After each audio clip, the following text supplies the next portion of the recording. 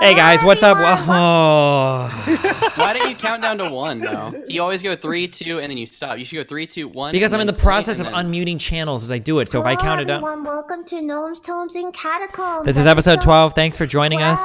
We've got Thanks for Neil joining here us. hosting us today. We're joined by LilyPichu, Mylixia, Mr. Moon, and your host, Destiny. Well, I don't know if I would count as host or Koibu would, but yeah, we're here. We're ready to play episode 12 of D&D. Thank God. It feels like our adventure is finally drawing to an end with Captain Barbo's death today. Spoiler alert. Amazing. Yeah, take it away, Koibu. How we doing? Well, where last we left, you guys were in a bit of a tight spot. There were rocks being hurled at Captain Barbo. I'm fine. So I think this is a good spot to pick right back up, yeah? Amen. Amen. Amazing. Nice Amazing. memes, guys. Oh, man. I'm glad you're all fans of recycling. It's really good. Dude, that amazing emote, that's so creative. Do you see that? That's really creative. Yeah, until I get DMCA'd by Amazon, yeah. Amazon doesn't care. They're not here right now. I'm ready now. So, let's roll initiative, because you just got a rock hurled at you. And Wait, let's just what? pick- I can't see my character. I want to do some stuff. Oh, wait. What- Didn't he just get a rock thrown at him last round? He did, indeed. I think he took D. Wasn't it like... Was it my turn? Because I got hit? It was so like I'm able to 10d6 do my damage or movement? something, too? Well, we were going to roll it? We already I rolled it. believe He already rolled and halved it. It's episode 21. 11. So Yeah. I did. Should be episode 12. No, 11. You're right. 11. Yeah. All right. So we should be in the... What, What's Lily? up, Lily? I'm confused. Why does he have a rock? I don't remember. So we were at the edge of it. Okay, so let's bring us back. Actually, wait, can we bring us back for a second? Let's come out of this. Why don't we do like a where we are now thing? Yeah, 'Cause where we there's are now. People that don't even know what we're doing. You're absolutely correct. Or So why we're here. we are in the process of heading north through some mountains. Wait, what was the name of the mountains we were going to? Or there was like a Rock Ridge. Rock Ridge. We were in search of a tomb that might contain a tome, and Or a gnome. or a gnome. And on our way to this tomb, Boomer sippy. we saw mountain giants crawling up and down a mountain, doing some crazy shit, and we decided to investigate. And Captain Barbo, trying to win back Midori's affections, showing off how brave he was, decided to single-handedly go and scout this cave on his He's own. about to die. Yeah, I Yeah, remember. and in the process of scouting this cave, a mountain giant was able to see him, and Captain Barbo, being the reckless rogue he is, took a big hit from a rolling rock, and now we're all, I think, hundreds of feet away, watching our poor friend Captain Barbo trying to escape from this mountain giant that is throwing rocks at him. Yep. I believe you guys are some 600 feet away, and Yep. he was like 120 feet from the cave or something. Yep. Yep. Okay. Wait, Steven, What? why does my cam look so much worse than everyone else's cam on yours? Probably because you're all the way to the right. Oh, I mean, you're not centered, but I mean, otherwise, it's what it is. What it is. What am shit. Okay. Okay. Are we good? I think we're No, good. it looks blurry. It looks bad, doesn't it? Or am I crazy? I mean, your camera looks worse on Zoom than I think everybody else's. Do you guys agree, or? Yes. Yes. I mean, I can't do anything about that. I don't know. Why? Because it's your camera. You have to give me a better feed or something. I don't know. Okay. What? Amazing. Stop.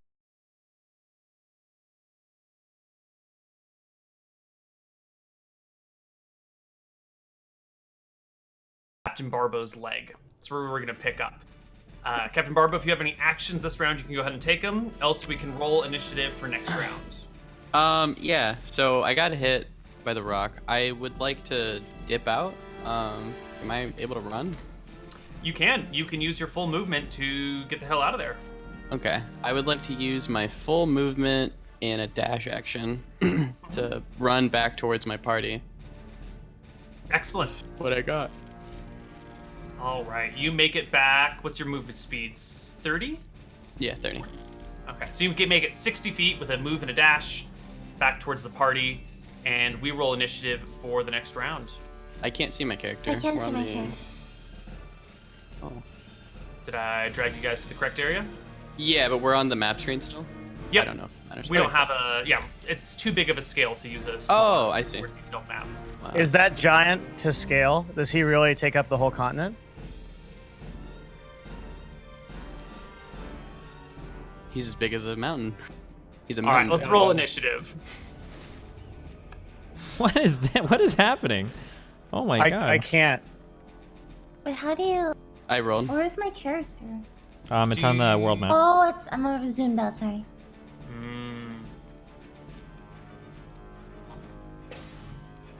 All right. So the first person to go is going to be Midori. So You are. Hold on. He moved. He's 180 feet from the cave, and you guys are 600 feet from the cave. I'm gonna get some numbers here. All right, go for it. I'm pulling up my character. So wait, sorry. We're 180 feet. Wait, he's 180 feet from the cave. And you're 600 feet from the cave, so you are 420 feet from him. Okay, not much I can do. I don't want to go near a giant.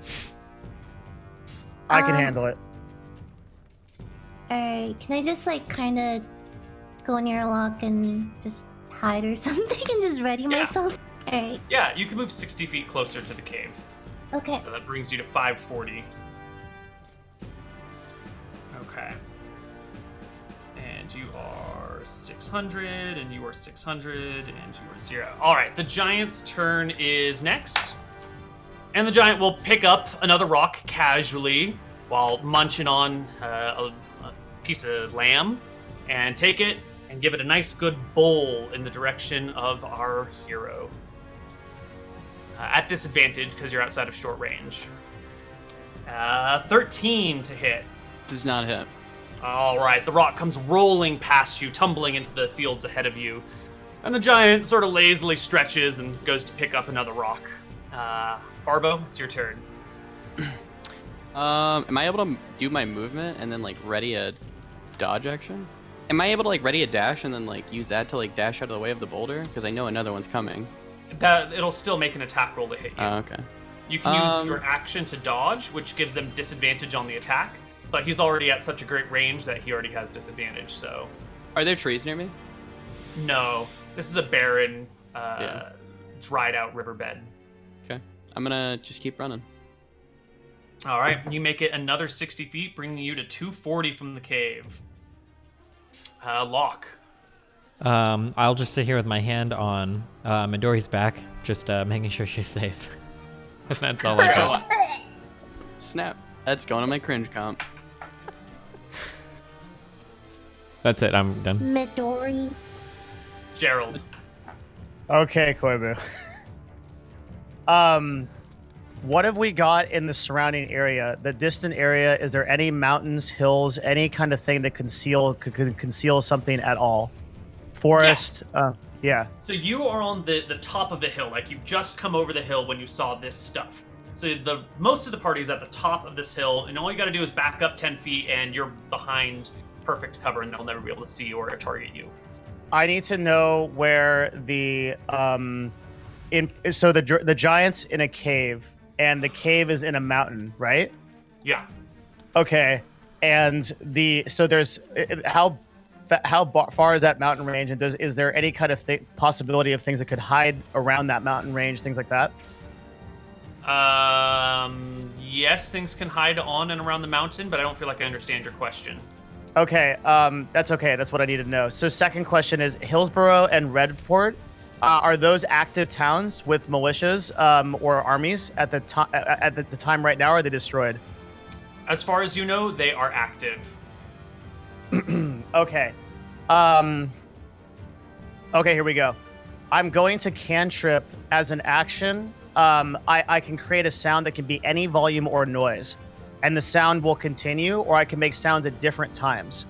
What I'm gonna do is, behind the mountain range of the cave, I'm gonna have like a group of very loud voices. So like a single loud voice, and it's gonna be booming, right? It's gonna be like through like not a microphone, because we don't have those, but like one of the talking things that they use for like Caesar, like for like events, like gladiatorial events. Mm-hmm. And it's going to yell. It's going to say, "Men of Hillsborough, we stand ready to fight the terror, the giant. Join with me and attack!" And then like a cheer rises up. That is epic. Tell me what the range of your spell is. So the sound can come from. It's not good, but the sound can come from anywhere. What's the name of the spell again? This is just minor illusion. I'm just cantripping it. Minor illusion. Mm-hmm. So the range is 30 feet. You create a sound or an image of an object within range. So I think you can only create the sound as if it were coming within 30 feet of you. So within 30, like if you want to do it behind the hill where you're coming up, that's fine. But you can't do it from behind the mountain 600 feet away. Do you know what I mean? Yes, you're right.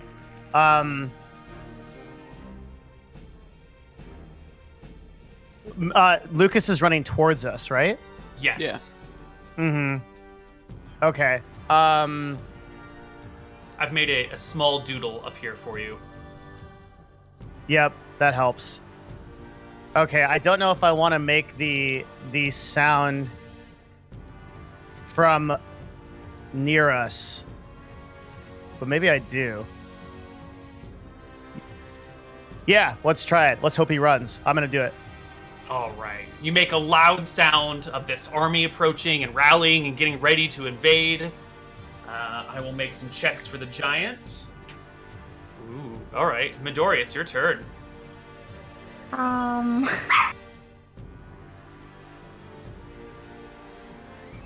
going to still stand by. All right. Maybe The move mountain. a little closer. Move a little closer.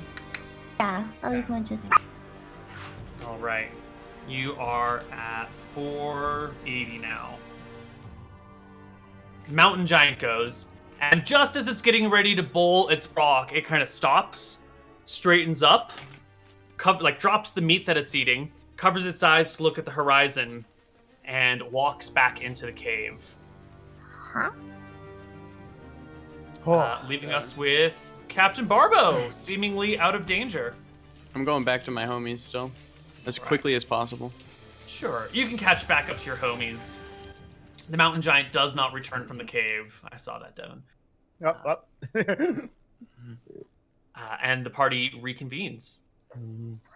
Captain Barbles, you're safe. Yeah. I mean, I wasn't worried or anything. Just okay. Is Locke still touching Midori? No, we disengaged. Don't worry. Okay, I'll just come and say, thanks, Locke, for all the help. I mean, I shrug my shoulders. Okay. So maybe the cave was not a good idea. Let's go do something else. What else do we have to do? Well, hold on. Hold on there, gnome. I'm not gonna just let this hill giant or mountain giant get the best of me.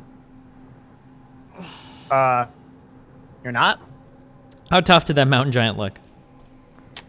Not that tough. Not that tough. His only left a scratch on me. I was able to evade at least 5 of its attacks. Midori, what kind of... 5 attacks? Running out. Yeah. That's at kind least. of impressive. I did a number on him, honestly. What kind of what kind of abilities do you have left, Midori, for protective spells? Protective spell. I have a cantrip resistance. What does that do? It just aids in your next saving throw. And like stuff that cures poison. Just stuff like I don't really have. Okay, yeah, I understand. Supporty things. I don't know if you know this, but I'm a cleric of death. I understand. I Okay. you knew this about me already, Locke. It's kind of disappointing if you ask me again, but it's fine. Okay, I have an idea, but it's going to require Captain Barbo. It's going to require all of your athleticism. Go back in there after he snuck out and we got him out once. What we're going to do is the 3 of us are going to approach the mountain giant, not you. The 3 of us, so me, Gerald, and Midori, are going to approach the mountain giant from the side while you athletically evade and simultaneously bait out additional throws from the mountain giant until we've closed the gap so that we're close enough to attack. Couldn't we all just sneak up there pretty close together? There's and no... then- You couldn't even sneak up on your own. There's no way that all of us are going to sneak together. You're the sneakiest of the bunch. You're right, I am the sneakiest. I mean, I could do that, yeah. All right, Captain Barbo says okay, you can hold do on. it. I have a better idea that involves Mouton not taking unnecessary damage. So My name's Brad Barbo. I'm sorry, Brad. I'm okay. What we could do is we could create the mountain giant probably thinks an army is coming. So why don't I just create sounds of a big army marching forward since he went into the cave, and then that covers our movement while we go in forward. If you really want to fight, which we maybe shouldn't because we'll probably not survive the night. I'm a big But if fan. we are gonna fight, I'm a fan that's of how we do it. I'm a fan of the simplest plan that relies on the least amount of things going wrong. I feel like I don't know how intelligent any mountain giant could be. it thinks there's an attack coming. That's why it went into Well, but the like, cave. what if it doesn't? What if it's That's too there. What if it's too stupid to know that and he just walks out and just starts hammering us? Did it? Well, Okay, but- so as I was looking back at the giant when he went back into this cave, did he look scared or was he just like kind of like bored? Concerned, you know, like all of a sudden it's hearing these sounds Oh, of it's war, and it's like looking like, what the fuck is going on? Hold on, I better go inside. Did he sort of. look like he was gonna? Okay, so did he look really concerned or did he look scared? Because I guess concerned would be like, oh, let me go inside and like get my friends, whereas scared would be like, oh shit, like I'm the only one. Let me run inside like for Assuming I all would four say of us, concerned more than scared. concerned more than scared. assuming all four of us can get on top of him, I think we should be able to defeat him pretty handily. If it was one, I would agree, but I did not get to look in the cave. I mean, if It there are could be more, then more. we can retreat. But How confident are you in our ability to retreat? Now fast I enough could that- retreat because I have a lot of skill and adeptness in dodging block. But our gnome friend, if one of those boulders got hurled at him, I don't think he could. oh, they'll roll be out with of the me. way. I'll make sure nothing happens to them. Don't worry. You're not gonna let anything happen to my close friend Midori?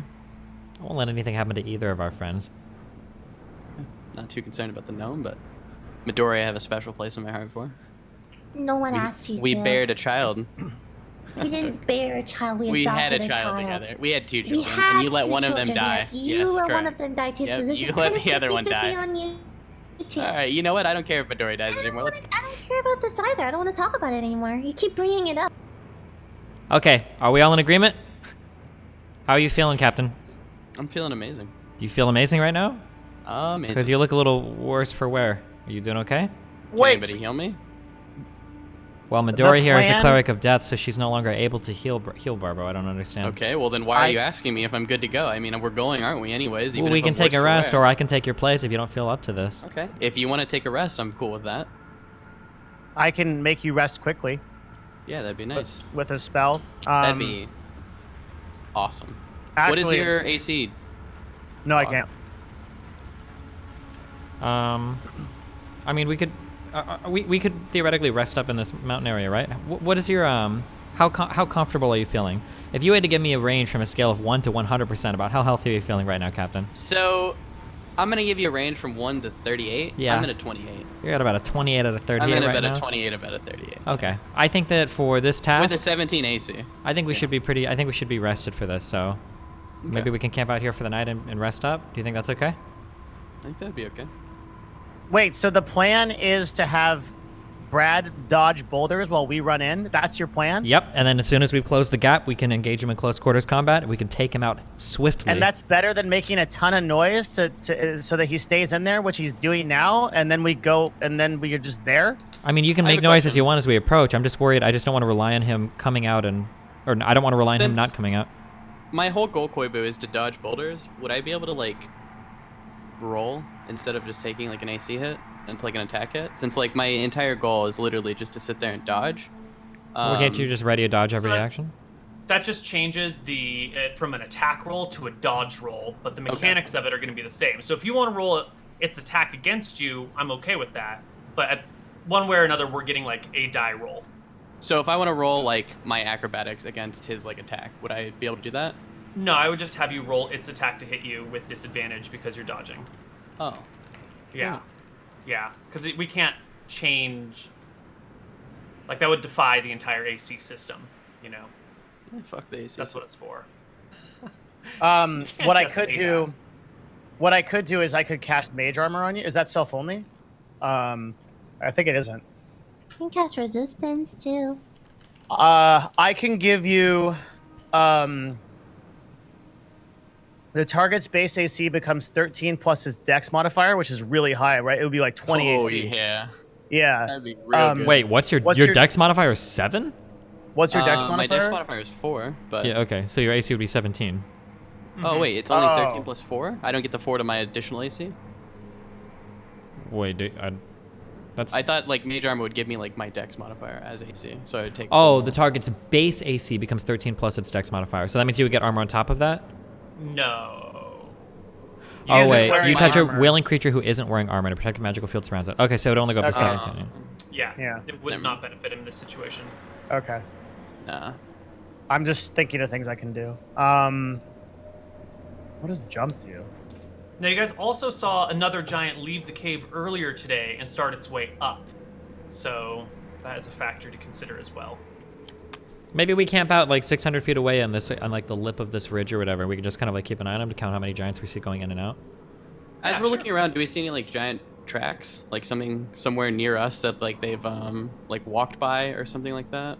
Definitely, a few hundred feet away, there's a stomped bush, and you can go over and investigate that if you'd like. Let's set up a trap.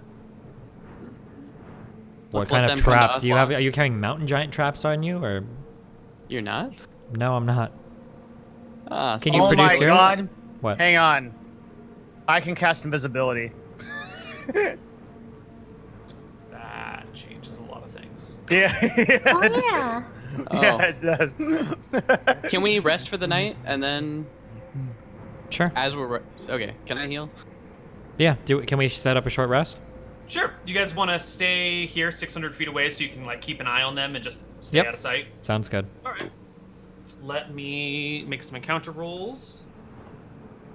Isn't our friend gonna make his like hut that's like invulnerable or whatever? I can. If you guys Is it- want one. If you think we need one tonight. I don't think we need one. Does that take a spell I don't slot? think we need one.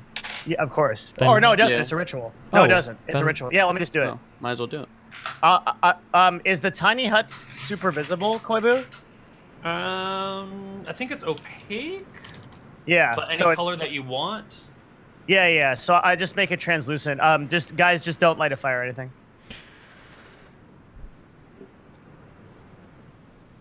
The dome is opaque from the outside of any color you choose, but it is transparent inside. I'm gonna make it transparent, but I'm also gonna alarm like the whole area. Yeah. Yeah, I think Mhm. it's fine. Mhm. Okay. For you. Snap. Amazing. Did you refresh, Steve? Refresh what? I added a little snap. We'll make a better one later.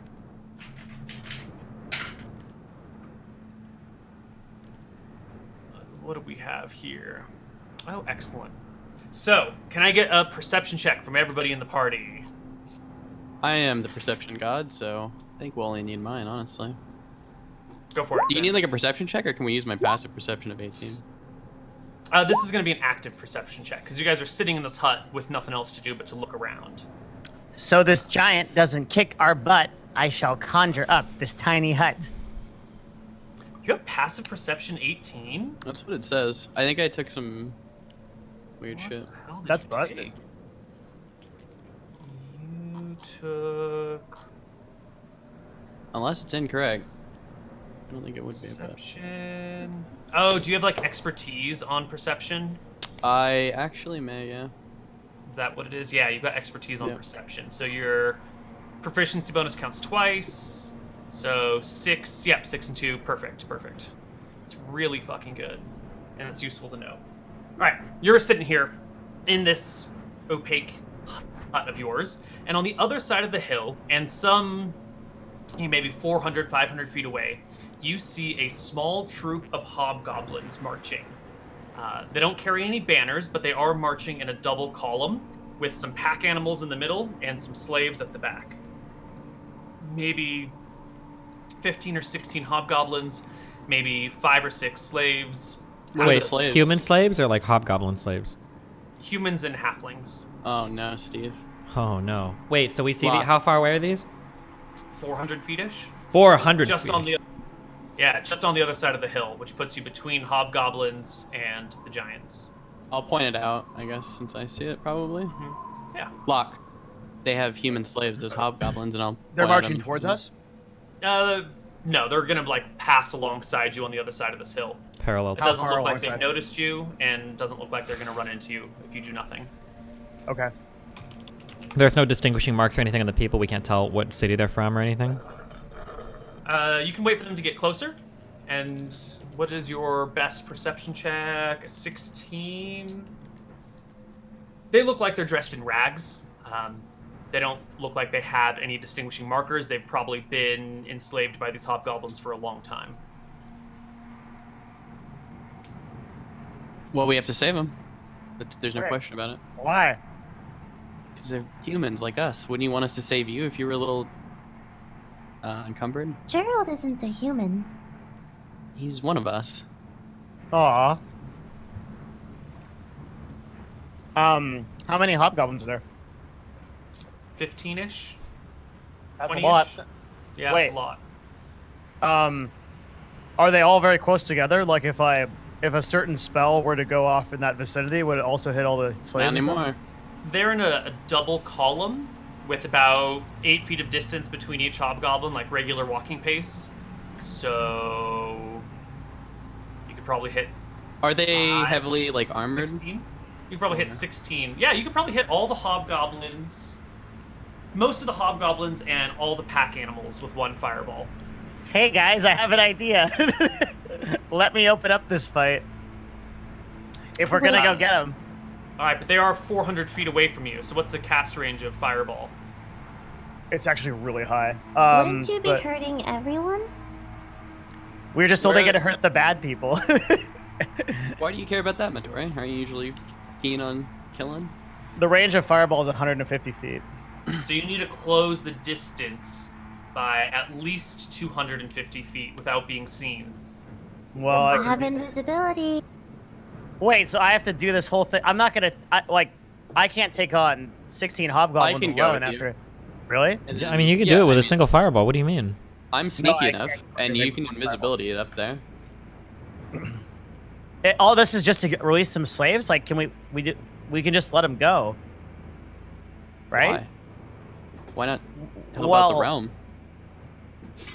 Mm, Maybe one of them is a noble, and they'll reward us with money. Since you're a greedy little goblin, I didn't know you were a dwarf. I'm a greedy goblin that you didn't know was a dwarf. Sorry, What? you're a greedy. All right, I agree with what Captain Barbo says. As self-appointed protectors of the realm, I think we should go out and help these guys.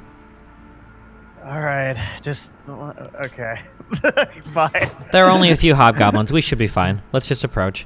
If Gerald was on my back, could I just sneak with him? Oh yeah, Like he's or really small. you can put me in the backpack. I don't know if you're that small, but He's pretty small. He could fit I'm in very a backpack, small. maybe. you can get in my backpack. Backpack wizard OP. Let's go. That's how we mean, should if- carry him, honestly.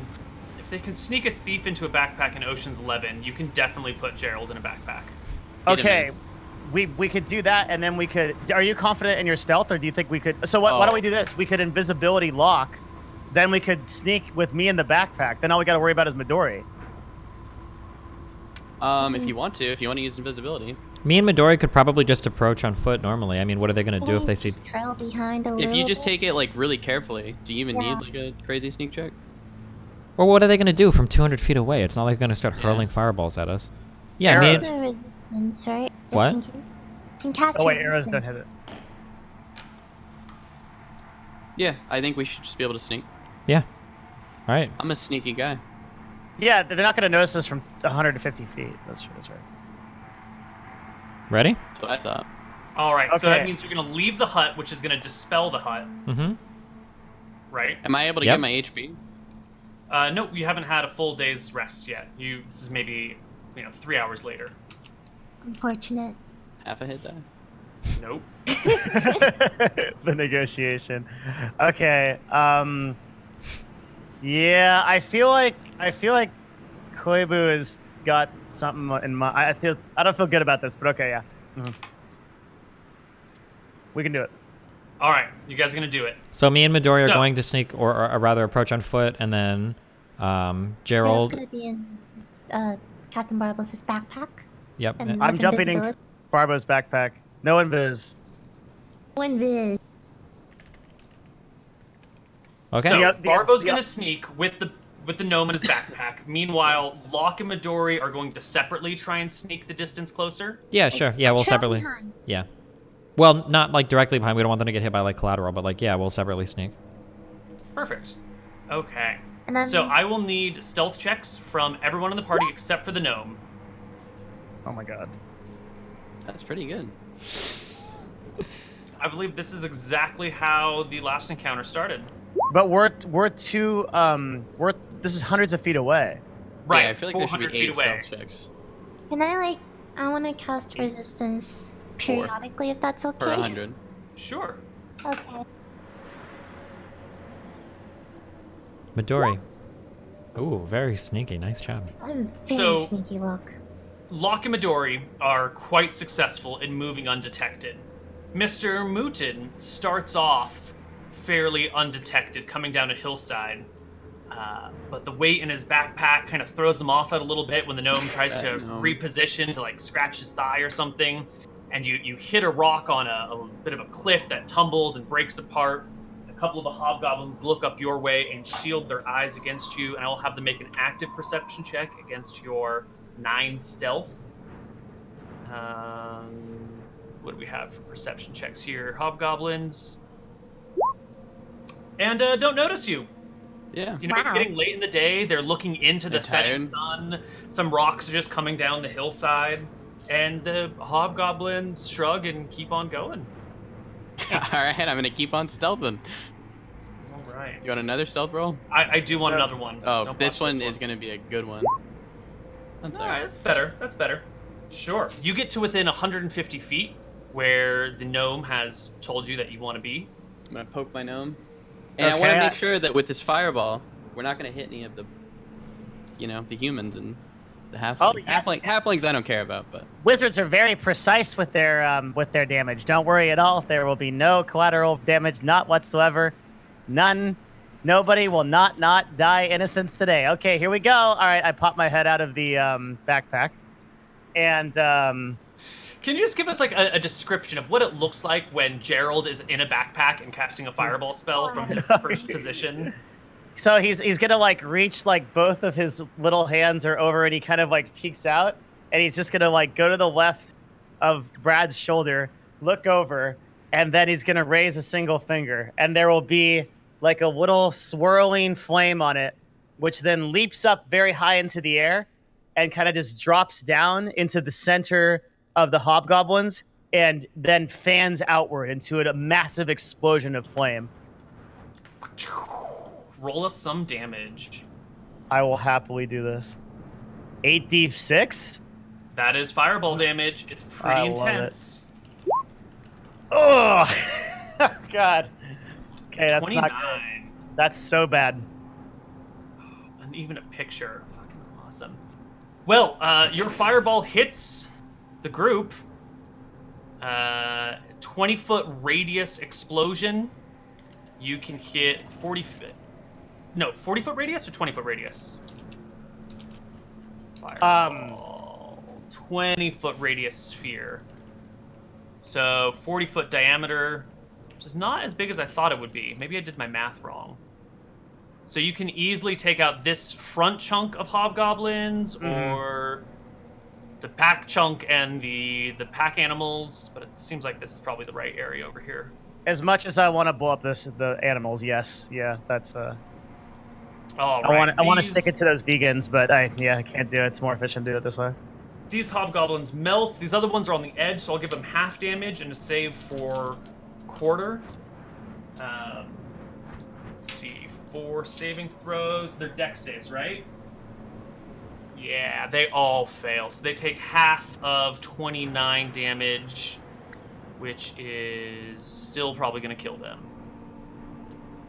The animals live? 29. Animals didn't get hit. Animals don't get hit. Come on. Unfortunately. Good. This one dies, this one dies, this one dies, and this one takes half of 29, which is 14. Oh, that's actually just enough to kill. So the whole front pack of hobgoblins die in a horrific and violent explosion. The remaining hobgoblins and pack animals and slaves look up with wild surprise as, I guess you guys are sort of separated. The party comes towards them. That's so Think of it awesome. split like this. I'm gonna kind of drop the gnome out of the backpack and start running towards. All right. Well, roll me some initiative, everybody. Oh no, you reset it. Can I keep my initiative? No. Yes, you rolled it Yeah, okay. earlier, so you can keep it. And Mentori, what are you doing? I don't know, man.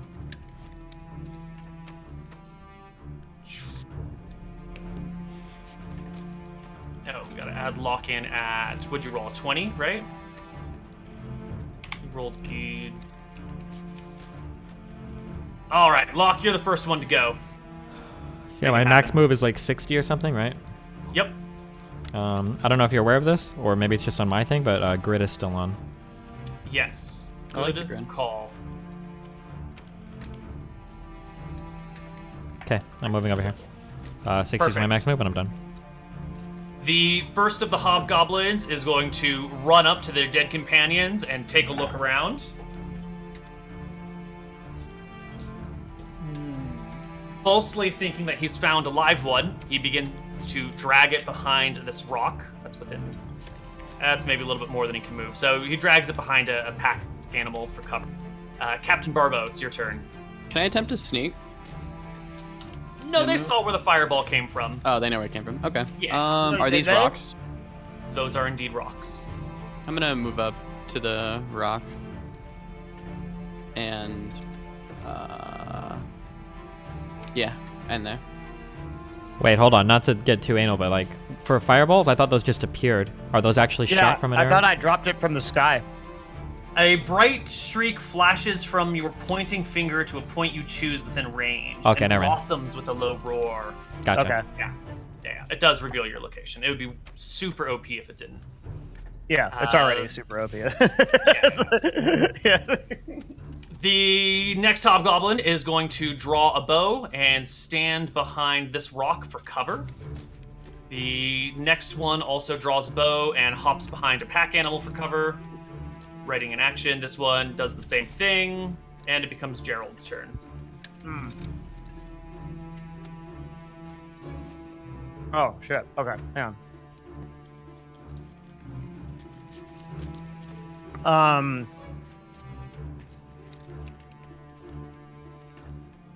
gonna move. How far is this?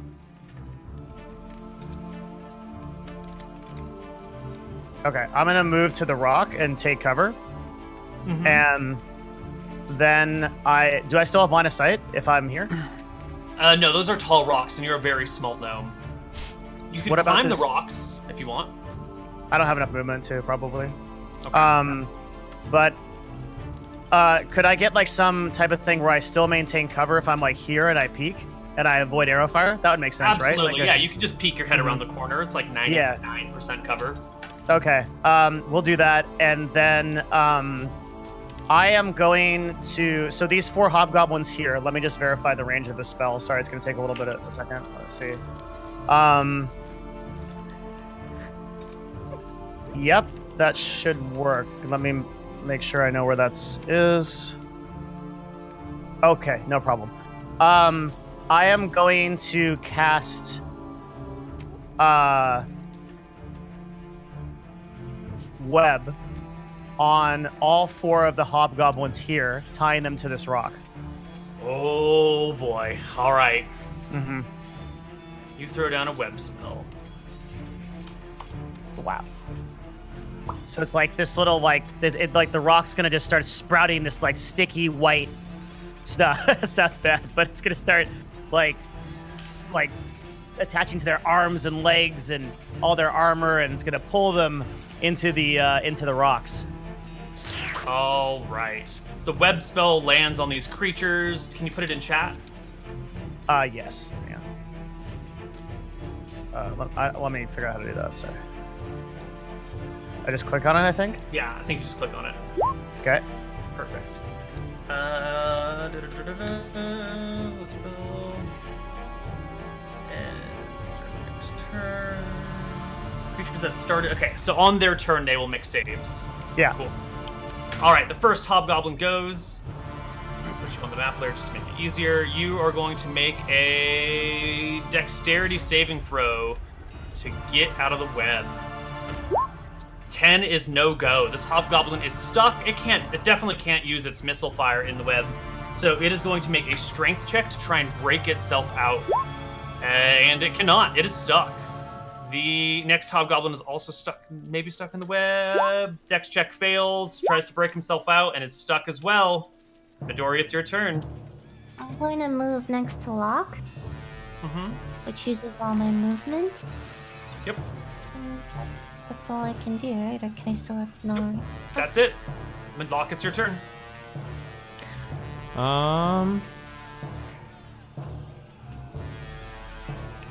If I'm like on the other side, yeah, that's good. Yeah, I move 60 feet. All right. Next hobgoblin is already behind. This is the one that dragged a fellow hobgoblin to safety. Dead fellow hobgoblin. He will pull out a bow and take a shot at Locke. Locke has like half cover there, I believe, so he gets a -4 on his attack. 22 minus 4 is an 18. Does that hit you? Does it go to attacker or defender? It goes to attacker on tie. Then yes, it does. What's martial advantage? Then you will take Oh, it's a crit. martial advantage. It deals an extra 7 damage if a creature, and that creature is within 5 feet of a hobgoblin ally. So just 7 from the bow. Yeah, that's fine. Next Okay. up is Barbo. I'm gonna use my movement and then my cunning action to dash. So I should still get my first melee attack, right? Mm-hmm. Awesome. I'm gonna use that to move to this goblin. Excellent. Grab him, move up there. And I'm gonna attack him with my barb. All right, you have advantage on the roll because he is restrained by the webs. Awesome. And I'm gonna say, this is going to my 20. kill compilation. One will hit for 19 damage, slaying the hobgoblin. Next one tries to make a dex check to get out, fails, and tries to make a strength check to get out, and I think that is a success. A strength check allows it to... Yeah, he can just Hey, get what's out. my All right. spell save DC, real quick? It's pretty high. It should be 8 plus 3 plus your casting modifier, so 16. Wait, so 8 plus 3 plus... 5. Okay, So that should be 16. okay. So the hobgoblin just barely makes it out. And then will fucking run. Advantage to, Saber? To the saber. Okay. When there's a DC set, be it AC or a spell DC, you have to meet or beat the hardness.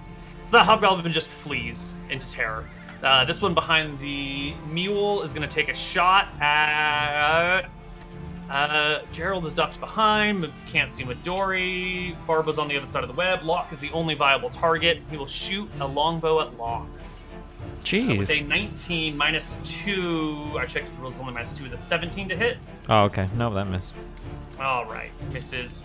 And then the hobgoblin will also use a move to begin to run. Gerald. I will cast...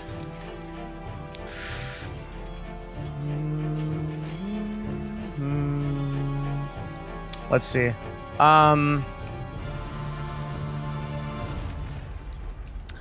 I will cast Toll the Dead on the goblin nearest to Locke, because that's what I'm in range to do. Got it. Yeah. Here goes. Bless you. Sorry. I think he's not wounded, so it's Natural 20 on the save. Totally fine. Jeez. neat. Ignores all damage. Next is the same hobgoblin that was trapped before. He gets a dexterity saving throw. Yep. 13 is a fail. He tries to climb out, makes the success with his action, and then spends the rest of the round running. The next hobgoblin can't escape, tries to escape, can't escape, and it becomes Midori's turn. I'm gonna cast Chill Touch. Wait a second. 20 feet. That guy that stepped out, was he just barely in my range? The guy that just ran? I do believe so. The question is, how tall are those rocks? They don't look like they are taller than you, so I think you get an attack of opportunity. I'm big enough to provide half cover. Well, not that matters. Yeah, doesn't matter. Do we get a Roll your chill touch. when we attack these guys? Do we get a +1 on our roll to hit because we're using steel weapons, or is that only against people with? Certain... That's only against creatures with metal armor. These creatures are wearing chainmail, so you do get a +1 if Gotcha. you have steel weapons against them. Okay, cool. Just checking. But Midori. Chill touch will hit. It takes 4 necrotic damage. And what else comes with chill touch? Just It can't heal. Can't heal. All right. And the hand is clinging to it. At the end of the round, the pack animals are fucking bolting. The smell of death and blood, the whizzing of arrows, the explosions of fireballs and chill touches and Toll the Deads are freaking them, and their handlers are no longer holding their reins. So all the animals bolt that direction, and the slaves, seeing their opportunity, bolt northward in the direction that you guys came from. Did the animals run over any of the hobgoblins? Only the dead ones. Okay. Yeah. Locke, it's your turn. all right, then kind of looking at this guy in front of me, I think I can attack him, and I get advantage, right? So you can do it. Yeah. Yes, he's restrained. Jesus, is 11 10 is enough? not good enough. Nope, 11's not enough. Okay, another hit. Okay, 24 is a hit, right? That's definitely a hit, yeah. You hack into him for 9, which is enough to bring him down to deadsies. Oh, geez, how weak are these guys? Okay. In that case, then I will come forward here, and then I'll do my bonus action, my Polearm Master. Mm-hmm. 24 to hit, 7 damage. 7 damage is great. The Hobgoblin has twice that in HP and doesn't go down. Okay. All right. He will, however, run like a screaming child away from you. So get your Provoking an of attack of opportunity. Is 12 enough to hit? Nope. Okay. Nope. Barbo, it's your turn, and this guy's further. Same thing I did before. Movement and dash cunning to go up to this guy, and I'm gonna attack him. Cool. And there's the roll. You hit for 17. Do you get your sneak attack? Yeah, I do. This other These are guy's within pretty allies. It's within 5 feet. Maybe not 5 feet. It's close. 10 damage is actually enough to kill him either way, so he goes down. I have a question. With the +1 to hit, I wouldn't get a natural 20 there, right? It would just be a... No. Okay. Yeah. Next is one of these fleeing hobgoblins who continues just to flee. They're all running. Are you guys gonna chase after him, or are you gonna let him run away? I don't care if he escapes. I don't care if he escapes. I'll let him go. On my turn, I'm gonna firebolt the one that's wounded. This is trying to run. That's the best roll I've ever had on anything. Oh, Yeah. Fireball can actually how do that that much works? damage? I didn't Yeah, even... can it really do that? I've only ever seen 2 damage. Yeah, because it does 2d10 and you crit, so you do 4d10. Wait, And you mages roll- can crit? Spells can crit in 5e. What? That's Spells insane. can crit. Holy shit. Okay, that's insane. I didn't even Yes. know that. So I've just been This- rolling like trash this entire game and never knew that. Yes. This is why I felt comfortable giving some slight nerfs to the wizard class, because look at that damage with the cantrip at 120 Yeah. feet. Yeah. That's wild. Yeah. So the remaining 2 hobgoblins escape into the hills. Meanwhile, the 4 slaves stop right around where you guys are, catching their breath and looking around bewildered. The pack animals scamper and slowly come to a stop some ways away. And we're out. That was more damage than a fireball on a single target. That was crazy. Yes. Do that more often. Yeah. Just roll better. Yeah, I'll try. Did those pack animals escape completely? Are they running away? Or did they They chill? slow down to a stop some hundreds of feet away. You could, in theory, go up and loot them. Yeah, okay. Do you guys want to make sure the guys are okay, and I'm gonna go check those pack animals? I'm really good with animals. Maybe I should come with. Maybe we can tame one. The last 2 or 3 animals you've handled have all died miserable deaths. Have you ever seen a man tame a yeti into submission? I don't Okay, think fine. so. You can go check the animals. I'll remain here with I'll go Midori. check. All right, and then I approach the slaves to see how they're doing, I guess. I'll go with Lucas too. Okay. Oh, that's So the cute. two It's of kind of like Scoob and Shaggy. If you. I'll say to Gerald. Oh, he went to check the other animal. Oh my god. All right, slaves. One of the slaves, Okay. a human, steps up to you, sticks his chest out proudly, and says, "Thank you very much. I am Kel Gray. And I've been captured by these monstrous creatures for months now.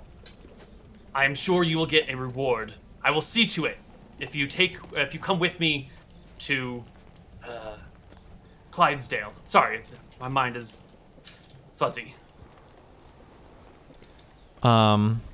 Where is Clydesdale from here? It's half a day away. You just kind of went through Clydesdale fairly recently. If we look at the Greater World map, Would we know in Clydesdale if that's that wouldn't be Oh, that's like a main city. Cavington's place, right? Like No. No. We're he way far wouldn't be away there. from Okay. that. Yeah, just making sure. Just making sure Yeah, he's not like yeah, holed we'll up be there. You know what? Actually, we need to take a rest anyway before we continue our journey into these mountains. So, heading to Clydesdale with you and your lot, taking a rest there sounds like it'd be great. thank you. He shows you that he's got brass shackles on, binding his arms together. Is there something you can do about this? Am As I'm I able to checking like the- chop these off, or will I? No. Do you have like any of you have lock picks? As I'm checking the beast, I have thieves tools. Can I maybe find like the key ring of keys? If not, then I can thieves tools them, I think. Give me a perception check as you search through stuff. Yeah, you'll see the keyring is on one of the hobgoblins near the animals. I'll let him go when I come back. Cool. Is there anything Speaking else of- on the animal that's interesting? Oh yeah, there's tons of stuff on the animals. There's whole like packs filled with spears and bows and arrows and weapons and ammunition. And there's packs filled with food. There's packs filled with leather armor and small buckler shields. There's a few suits of chain mail stuck in there. It's like a small army encampment, including some wood and some tents. Can we just Is take there, the um, tools with us? Is there a pack of spell books? No, I'm sorry. Are we able to take the animals with us? They are, yeah. We can just take them with all the shit. All right, we'll bring them back to the camp. They're and show- domesticated beasts of burden, man. They're all yours now. What are you gonna name them? Oh, God. I'll Dominic, separate 1, name 2, 'em. 3. If you guys want to name him, you can. I'll name one. His name will be Chaz. Chaz with a Z. I know. I heard It's Brad's brother's name. I'm okay. Yeah. Okay. You get around with the Barbo clan. I'm sorry. I'm done. Go ahead. That was out of character. All right. Wait, so we're gonna take all 3 of these? The inventory management's gonna be. Wait, let's just take the packs and sell everything in Clydesdale. Make tons of gold. We could do that, yeah. Yeah.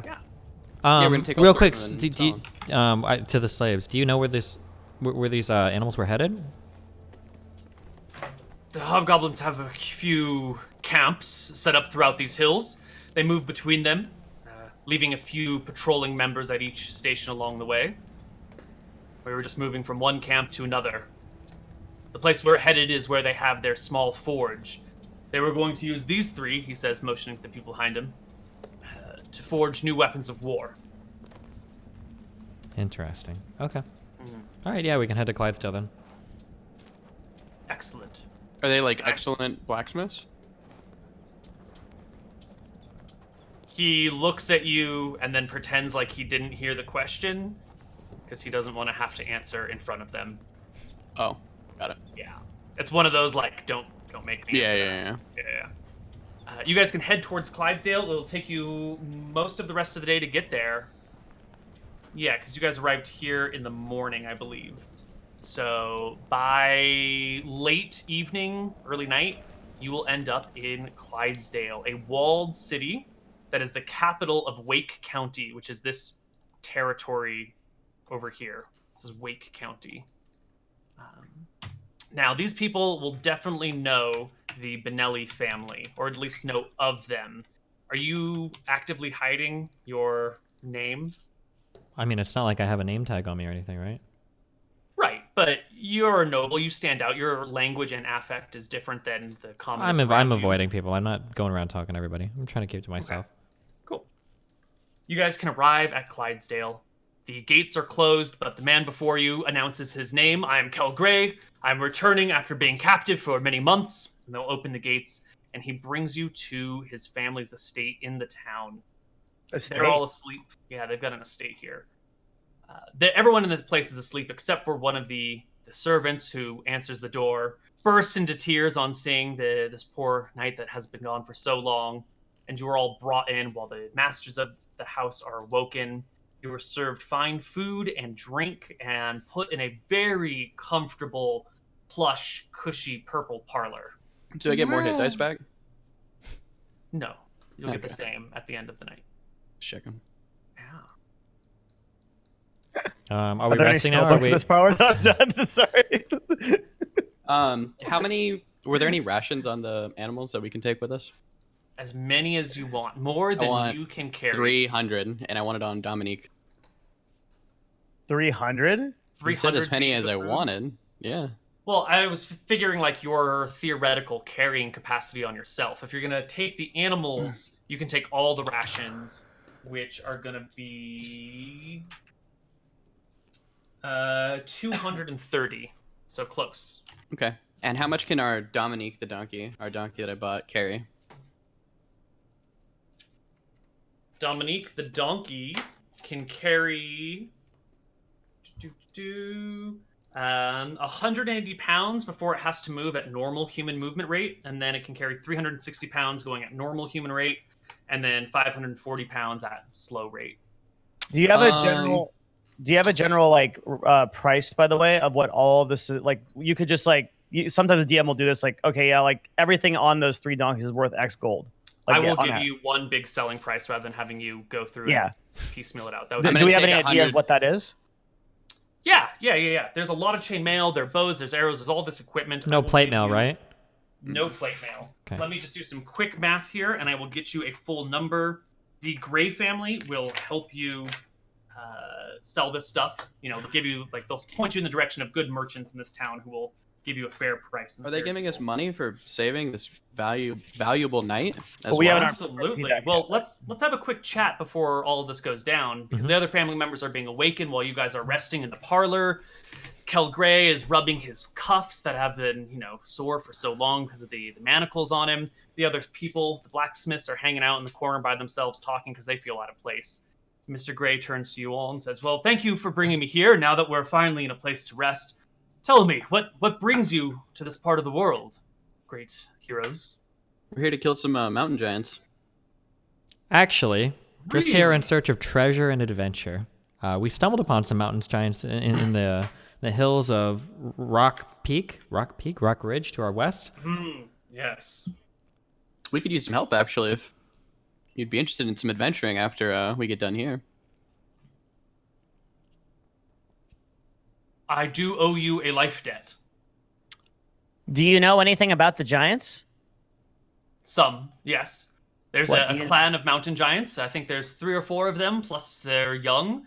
They live near the mountain itself, occasionally harrying the countryside. Famously, they marched on Redport some years back, losing one of their members. I think there's 3 now, Hmm. maybe 4. 3 or 4. Do you know about how tough these mountain giants are, if you had to guess? You don't know how tough the Don't mountain know giants how, are? How would Locke? you like to quantify that? Do you think a Sorry, single never fought a mountain well-traveled man could best a mountain giant in Can one-on-one we beat combat? them? Maybe a legendary knight, but a well-traveled man would certainly be smitten. I could. Smited? Crushed? Killed badly. As the gnome Interesting. says. Killed lots. Yes, yes. Lots and lots of killing.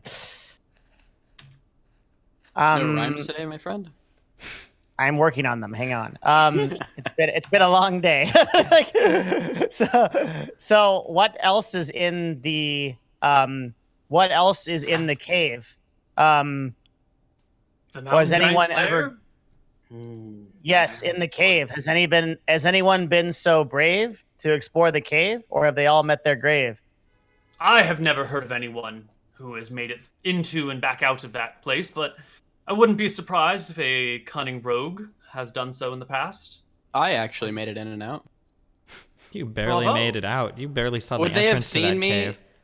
not get in the cave? Of course, we It all was only- watched you scrambling for your life in front while boulders were being hurled at you. I was not scrambling. I don't scramble, Locke. I was merely dodging. You were scrambling. One of the reasons we're back here right now is so that you can rest your tired leg. Yeah, well, because I rested my tired leg, I saved this great man. I'm sure he's thankful. Okay. I am grateful and thankful.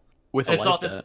point that his family comes from the upstairs of the house, and there's tears and people rejoining after a long time, and a lot of like awkwardness while the whole family interacts. Eventually, you're introduced to them, and the mother steps forward and says, "How can I thank you?" to the four of you. Please, please. What can I do? You've brought back my son, who has been gone for so long. Please, what can I do for you? We're actually on a journey to rid the mountain range to the west of these horrible mountain giants. If it's not too much to ask, if you were in possession of any greater weapons or armor that might aid us in our journey, we would greatly appreciate it. Or spells? Do you know any spells or wizards of rapport here in the town? The mother throws a look to the father right away, and he furrows his brow and steps forward, and looks directly at you, Locke, and says, "Son, what sort of man are you?" You just assume your gender? What sort of man are you calling upon?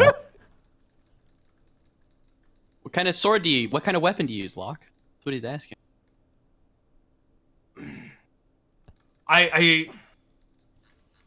We do have such an appropriate gift, but I want to make sure it goes to a good person. I mean, we stand Tell me. before you today with your son alive and healthy, do we not? Yes. Would he have ever I met guess. a He Benelli? looks. It's possible. The Grey family you've maybe heard of before, just like, on a roster of people who are attending a party, but you wouldn't know of them well. This is my knight, Locke Benelli, and I'm his squire. Stop. Oh! Well then, Kel Benelli, of course. We would be happy to reward you with such a thing. And he will head upstairs and come back down with a very old-looking two-handed sword. Shimmer. Dog. Two-handed swords aren't halberds, right? They are not pole arms. He doesn't want to use Great Weapon Master. He will, Depends on what it is. Play he around with will it. hand you the sword, both hands out. Where the fuck is Paul now? Where the hell is my track? The scabbard is this kind of dingy old, like weathered brown leather with nice stitching along the edges. There's the emblem of the House Grey on the front of it, which is just a wolf's face staring straight at you. The handle itself seems to be made out of some sort of bone and bound with some sort of unusual leather. It's definitely not cowhide. It's got like a rough texture to it. Maybe it's like shark skin or something. Mm-hmm. The pommel itself looks to be made out of solid silver with a single gem set in the base of it. And the crossguard is a very angular V-shaped, made out of, looks like a combination of steel with silver inlays. Can I ask what kind of weapon this is? It is a ancient two-handed sword that has been passed down in my family from age to age. I was going to give it to my son on his wedding day and lost all hope of that. But now that you have brought him back, it feels appropriate to give to you. For all these years, I have called it Greybane because it's been in our family for so long, but you are free to rename it as you please. Greybane. I extend both of my hands and I bow my head. I am incredibly gracious to receive such a gift from your family. Thank you, he says. And you now can add one magic two-handed sword to your character sheet. Do I know what kind of, weapon this is? Is this like a... Like what kind of magical properties it has, you mean? Yeah! He'd be able to tell you, right? Yeah. There's a gnome. Wait, he can tell you? Yeah, he can. They've used it, been right? using this thing for ages, so they're very familiar with it. Can I be your squire log? I'll poke you and kind of ask you in your ear. No.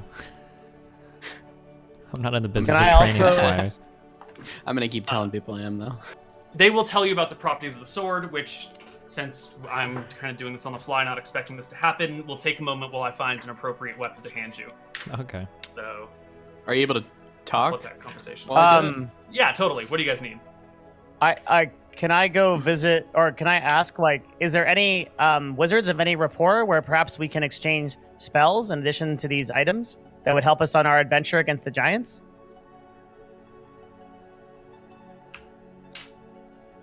Let me roll some dice. What's the guy from Game of Thrones who Any spell shops? became a knight and he was with Jamie? He was like Jamie's helper. Brawn. Braun. I'm kind of Destiny's Braun. Locks Braun. No. You're That's definitely... Oh cute. yeah. No, Midori. absolutely not. You're more like, I'd say Absolutely. you're like a Tyrion, I could except best dumb. you easily in a 1v1, Okay, I'll remember that. just like Braum. Okay, I'll remember that. I have a niece who is an enchanter over in Hillsborough. I will write to her and tell her to be expecting you, or that she should treat you well. Wonderful. We'll stop by before we go see the giants. I appreciate you for being so reliant on helping me. Her name is Scarlet Grey, and her Scarlet place of work is Scarlet's Sorcery. And Midori, is there anything that would help you in your travels? And me. You're. Don't you already have a magic... Doesn't you already have a magic short sword? Yeah, I'd you're like good. another. Oh wait, do you still have the magic ring, right? Like you remember that? Yeah, of course. I Do you have What any it was. livestock? Yes. What can May we I provide have- you with? A horse? One livestock. Maybe something a little smaller. A goat? A goat would be perfect. May I have one? I shall send our servants in the morning to purchase any goat in the city you wish. Thank you very much. Gonna sacrifice it. He nods approvingly. Wait, so everybody gets something, right? So I get something too? That's not necessarily the deal. They've all made fairly reasonable requests. I mean, mine'll be reasonable. The Greybane weapon does double damage on a charge. For the purposes of this game, that means if you have to move 30 feet or your max movement directly towards an enemy in a straight line before you can get the bonus. So if you charge at someone, double damage on the attack. And then I have to move my full 30 feet, or can we move like 20 feet or something? Or Let's say you have to move at least 20 feet in a straight line okay, towards the target. sounds good. Yeah. And then what is the do you want to add this to my sheet, or do you want me to add it? I will add it to your sheet. Okay. Yes. What is the attack roll on it? It'll be the same as all your other attack rolls. Or what's the damage roll? Aha. A two-handed sword, or great sword is what they're called here. I think is 2d6. Is that great sword damage? Where's great sword? Here we go. Great sword is 2d6. Yeah. Okay. And it will do an additional 2d6 on a charge. Okay. Perfect. So if I were to charge somebody, theoretically, if I charged someone and got a crit, that would be 8d6 damage. Yes. Okay. Horrible. Can I ask him if he has anything that help me maybe sneak easier? Like, I don't know if there's any like magic boots or anything like that. The I Grey just have- family does not sneak. We do Ah. our work publicly and in the open.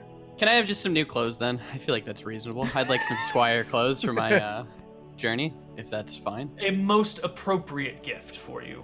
Thank you. I wish you good luck in finding a teacher. So they will He put kids, you he up for the kids. night. They will dress you in fine clothing. Mhm. They will give you a magic sword. They will buy you a goat. Does it matter what type of goat it is or what color it is or anything like that? I want a juicy, plump goat. They will get you A the fat juiciest, plumpest, fattest goat around. Sweet. and the party can rest. Everyone regains 1 hit die and can spend their hit dice. All right. And the Good next rolls. morning, as you all wake up for breakfast, which is a wonderful feast of lemon cakes and mashed potatoes and green beans and chicken and waffles and pancakes on the side too. Do I already have the goat at this point, or did they give it to me last night? Or No, they're going to give it to you in the morning. They got to send a servant out to buy one. Okay, yeah. I'm sorry. Midori, will you draw me in squire clothes? Next to my teacher. That morning at dinner, breakfast, Kel Gray looks at you directly in the eyes, Mr. Mouton, and says, "You had mentioned my life debt last night. Yeah. What would you like of me?" I would like you to get me, and he only asked me, right? He's looking right at you, but everyone's Looking sitting right around at me? the breakfast table. I want some magic boots that'll help me sneak. That's what I want. That'll repay your life debt. Then I shall undertake a quest to find magic boots of sneaking and bring them to you. Give him a big Where do you handshake. call home? I call Bon Theris home. No, I call Fenden home. You can leave Fenden. him you can leave him with my friend Wyatt there if you come upon him. A man He's named in the- Wyatt. In A man Fendon. named Wyatt and Fenden in the inn. He has a really nice hat. I shall do this, he Thank you. says. ASAP. Of course. And that is going to be his remaining life quest. What? Cool. You guys pack up in the morning, get your shit together. You get a goat, a very fat, plump goat with 2 little horns and a white patch on its nose. Brown fur. I mean, he's probably not a very good knight. He got captured by hobgoblins, so. Does this We sword could have have any asked other? him to do anything though, like give us passive income for the rest of his life. No, I'm good. I need my boots. Does this sword have any other magical properties? Like, does it glow in the dark or anything like that? Or Nope. Double damage on charge. That's it. gotcha. Okay. And then is it made of steel or normal? It is made of steel. Okay. Good point. Are we making our way back towards the mountains? We have to stop by Hillsborough so I can see the lady about the sorcerer thing. Gotcha. So we're gonna go up the road to Hillsborough. Should we stop there first? Yeah. It's a 2-day journey to Hillsborough. If you tell the Greys that you're headed here, they will give you a wagon, or have you take their wagon to Hillsborough, cutting it down by a day of travel. So Oh, you'll how much- arrive- Yes. Oh, sorry. How much money did we get from all of our... Oh right, Oh. for selling the 760 gold pieces. You want to split it by Wow. 4? yeah. Yoink. That's 190 for each of us. Yeah. And then is it possible in the future? Are you able to reforge magical weapons or no? No. Okay. So. Oh, I took you- 100 of those rations and put them on our donkey. Perfect. And you're only taking one of the donkeys, right? We had Dominique from last time. Yeah. Okay, so you already have a donkey. Perfect. Yeah. It's fine. Perfect. All right, so you arrive in Hillsborough that evening. The magic shop is closed, so we'll just skip to the next morning unless there's something you really wanted to do here. Hit die? And you guys can arrive at Scarlet's Sorcery the next morning. Which is going to be December 2nd. Okay, go for it. I'll be like, hello, hello. We are here in search of spells. I hear that you have heard of us coming before you've been told. She looks at the stack of mail in front of her and quickly flips through it and opens one thing and reads it and goes, yes, I have been. The letter just arrived today. Oh, very good, very good. You must be the gnome in question who saved my cousin. A gnome just won. The rest of my party also joined in on the fun. But yes, I helped the day be won. Well, I think we both know that the wizard is the true leader of the party, and the true source of control. I see that I find you well. You understand the way of the spells. What can I do for you, enlightened one? Gerald kind of hops up and down. He's pretty excited. I had hoped that we would have a conversation about some spells. You see, I am trying to improve my knowledge of the circles, particularly of the third and second. I hope that this will, when our party gets into a fight, the wizard must be powerful and with great might. And so I was wondering what you think. If we could have a conversation, or perhaps there's some things to trade, or mayhaps you have been told something by the noble about me arriving here. Only that you have done our family well, and that I should reward you as I see fit. Ah, very good. Well, I can already tell that you are a wizard of some rapport, and you understand our ways. So I'd be honored to trust you in whatever you find worthy of, for you are worthy of that praise. As I said before, the greatest source of power on a battlefield is the spellcaster. And because of that, I find the most valuable spell one ought to own is that of Counterspell. I'll whisper to Midori. This gnome never hits any of his spells. What is she talking about? He did hit like one or two. Give him his moment. Alright.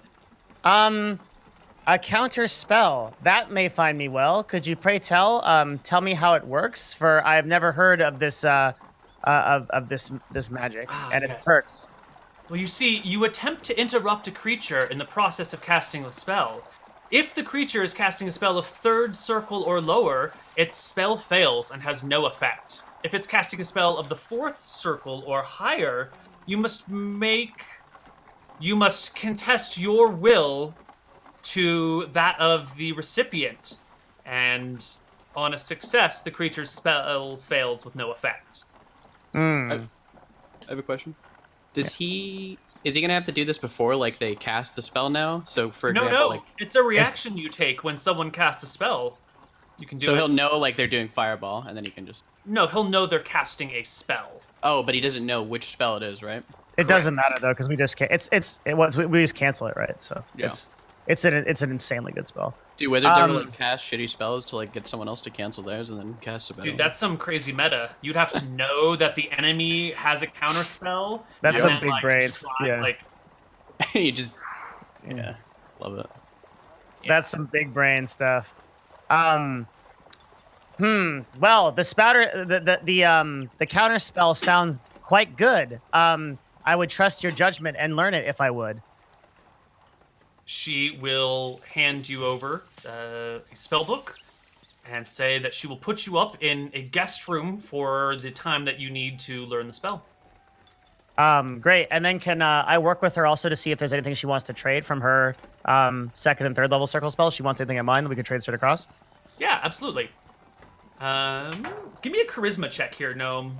And maybe a persuasion check. Is there some sort of like how well you come off to this person? Yeah, let me try to RP it too. So because maybe that'll give me a bonus on my normally terrible rolls. It's like,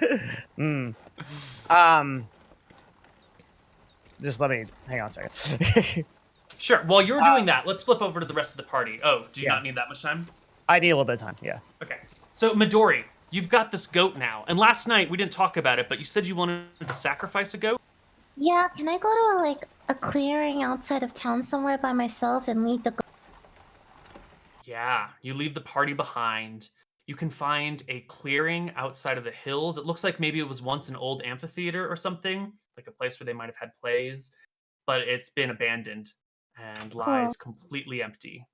I'm gonna lay the goat down very calmly. I'm gonna like pet it a little bit, nuzzle it, make sure it's calm, and make it lay down.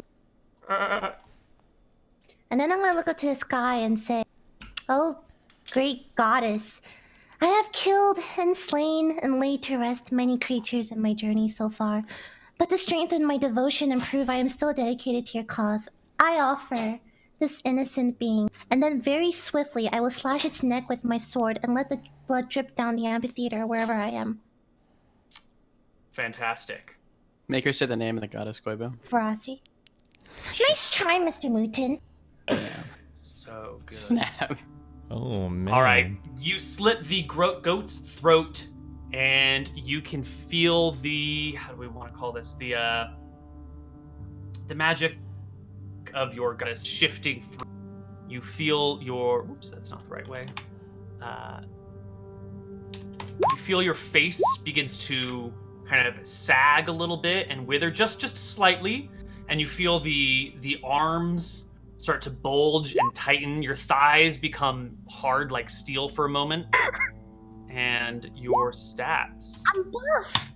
have shifted further. Okay, Midori. You now have, your charisma has dropped down to 10. Your strength is up at 17. Your goddess has given you some dark powers indeed. Would we notice that she's looking less Maybe a little bit more attractive? gaunt. You Or will is notice it- that her face, yeah, like, you know, her cheeks are a little bit tighter, but maybe a little bit, how do I want to say it? Thinner, but a little bit looser. So it's like subtle. Yeah, it's a subtle shift in her. Mostly you notice that Midori is like buff now, like toned buff. Alright, I have a bit of blood on me still. Mhm. Well, I look up at the sky and I give this really wide smile, and I don't say anything. Just like offering like thanks and everything. Your goddess appreciates your efforts. Okay, I'm gonna wipe my sword before heading back to the party. Okay. I think I'm ready to talk to the sorcerer. Okay. Let's talk to the sorcerer real quick, but your goddess isn't done with you yet, Midori. Sorcerer time. I just didn't say it. I have to say, wonderful mage, your knowledge spans further than your young age. You know much of the arcane ways, and we could speak of the spells and learn together this day. For I think you know what spells are best, and perhaps as we trade, we could as we talk, we could trade other tirades off about others about we've been mistreated by the rest. Well, I don't think I've been mistreated, but I could see how one of your stature might have been. Let us trade. Do you still want to check? Yes, I do. Nice. Wow. Oh, perfect. I was going to give you advantage on the roll for your eloquent speech, but that is perfect. Let's see what you have here, Gerald, because I think you got some good stuff. She looks through your spell, picks out all of your illusion things as interesting to her because she's never dabbled in illusion before. It doesn't seem to run in her family, and none of them, her parents, always frowned upon that sort of thing, and her aunts and uncles frowned on that sort of thing. So she never got involved. But now, looking at your spells, well, maybe I'll pick up that silent image. Maybe I'll pick up that, is that your only... No, invisibility's an illusion spell. Mm-hmm. And yeah. I show her some Jane- funny illusions too, like a couple of cantrips and stuff. I kind of like talk to her about it. Mhm. She will offer you Dragon's Breath, which is a 2nd level spell. Yeah. And she will offer you Locate Object. Locate objects, this 3rd level spell? Second level spell. 2nd level spell. Yeah. I'll take them. Yeah, sure. Cool. Sounds so that is 3, 4, 5, 6, 7 days of rest to learn those 3 new spells. Okay, but I'm just gonna learn Counterspell for now, and the time that the party's resting, and Midori sacrificing the goat and stuff. Okay. I'll learn the others. Am I able to, is there a Temple of Ephra here? That is a great question. I want is to one get a thing- god. Seeing Midori being so happy with her goddess, I want a god. And I want a god that'll inspire me to do cooler shit. And it seems like Ephra is my type of god. Yeah. Ephra's pretty cool. I'm sorry, it was locate object and what? And Dragon's Breath. Uh-huh. All right. Ephra, the goddess of art and inspiration. She just wants to inspire people to do cooler shit. That's kind of her jam. She fell in love with Reluna, the goddess of passion and high spirits and that sort of stuff. And their unpredictability sort of spilled over in Ephra, causing her to slip into fickle moods, which is why people sometimes have creative blocks and, artistic problems. Seems okay. Yeah. So how are you going to get a god? I'm gonna go on to getagod.com. No, just seeing Midori go and be so devout to her new god and how she seems happier. And I've seen that through her actions and stuff, and now she's like even going out on secret ritual missions with her god. So seeing Midori is a lot more powerful than she used to be, I am beginning to think like, hey, maybe having a god wouldn't be so bad, and maybe it's time to try Ephra out. F it. All right. Why don't you think for a moment while I talk with Midori about how you want to appeal and appease to Ephra? Okay. Midori, as you look up to the sky and the blood's on your face and you're beginning to walk away, you feel this sort of like, it's almost that feeling of someone like stroking the back of your hair, but like on your brain itself. And you feel your goddess sort of speaking through you, saying, "The time is coming soon, where I will call upon you for a very specific task. Be ready. I will be. Prepared." Okay. And then she leaves you. You can feel her presence disappear as you head back to town and rest and recuperate. Mr. Mouton, how are you going to appeal to Ephra, the goddess of inspiration? I'm gonna sing a sea shanty to her, but Captain Barbo does that. I do not do that because I, as a human, don't know any sea shanties, but I know that Captain Barbo does know a bunch of sea shanties, and I do promise that I will do one next time when I write one up. So that'll be my. Well, then, in lieu of you singing the sea shanty, why don't you roll me a performance check for your first sea shanty? And what is the subject matter of this shanty? The subject matter of the shanty is one of the ones that I used to sing with my friends before we went and did really cool shit, adventuring. Mm-hmm. So it was one of like getting ready to like go on a big adventure. The getting ready sea shanty. Yep. Do the sea shanty of storms or whatever, right? God damn. But does she respect the try? I'm a humble man coming to her to do cooler shit, so I feel like me being this shit, she should want me to do cooler shit.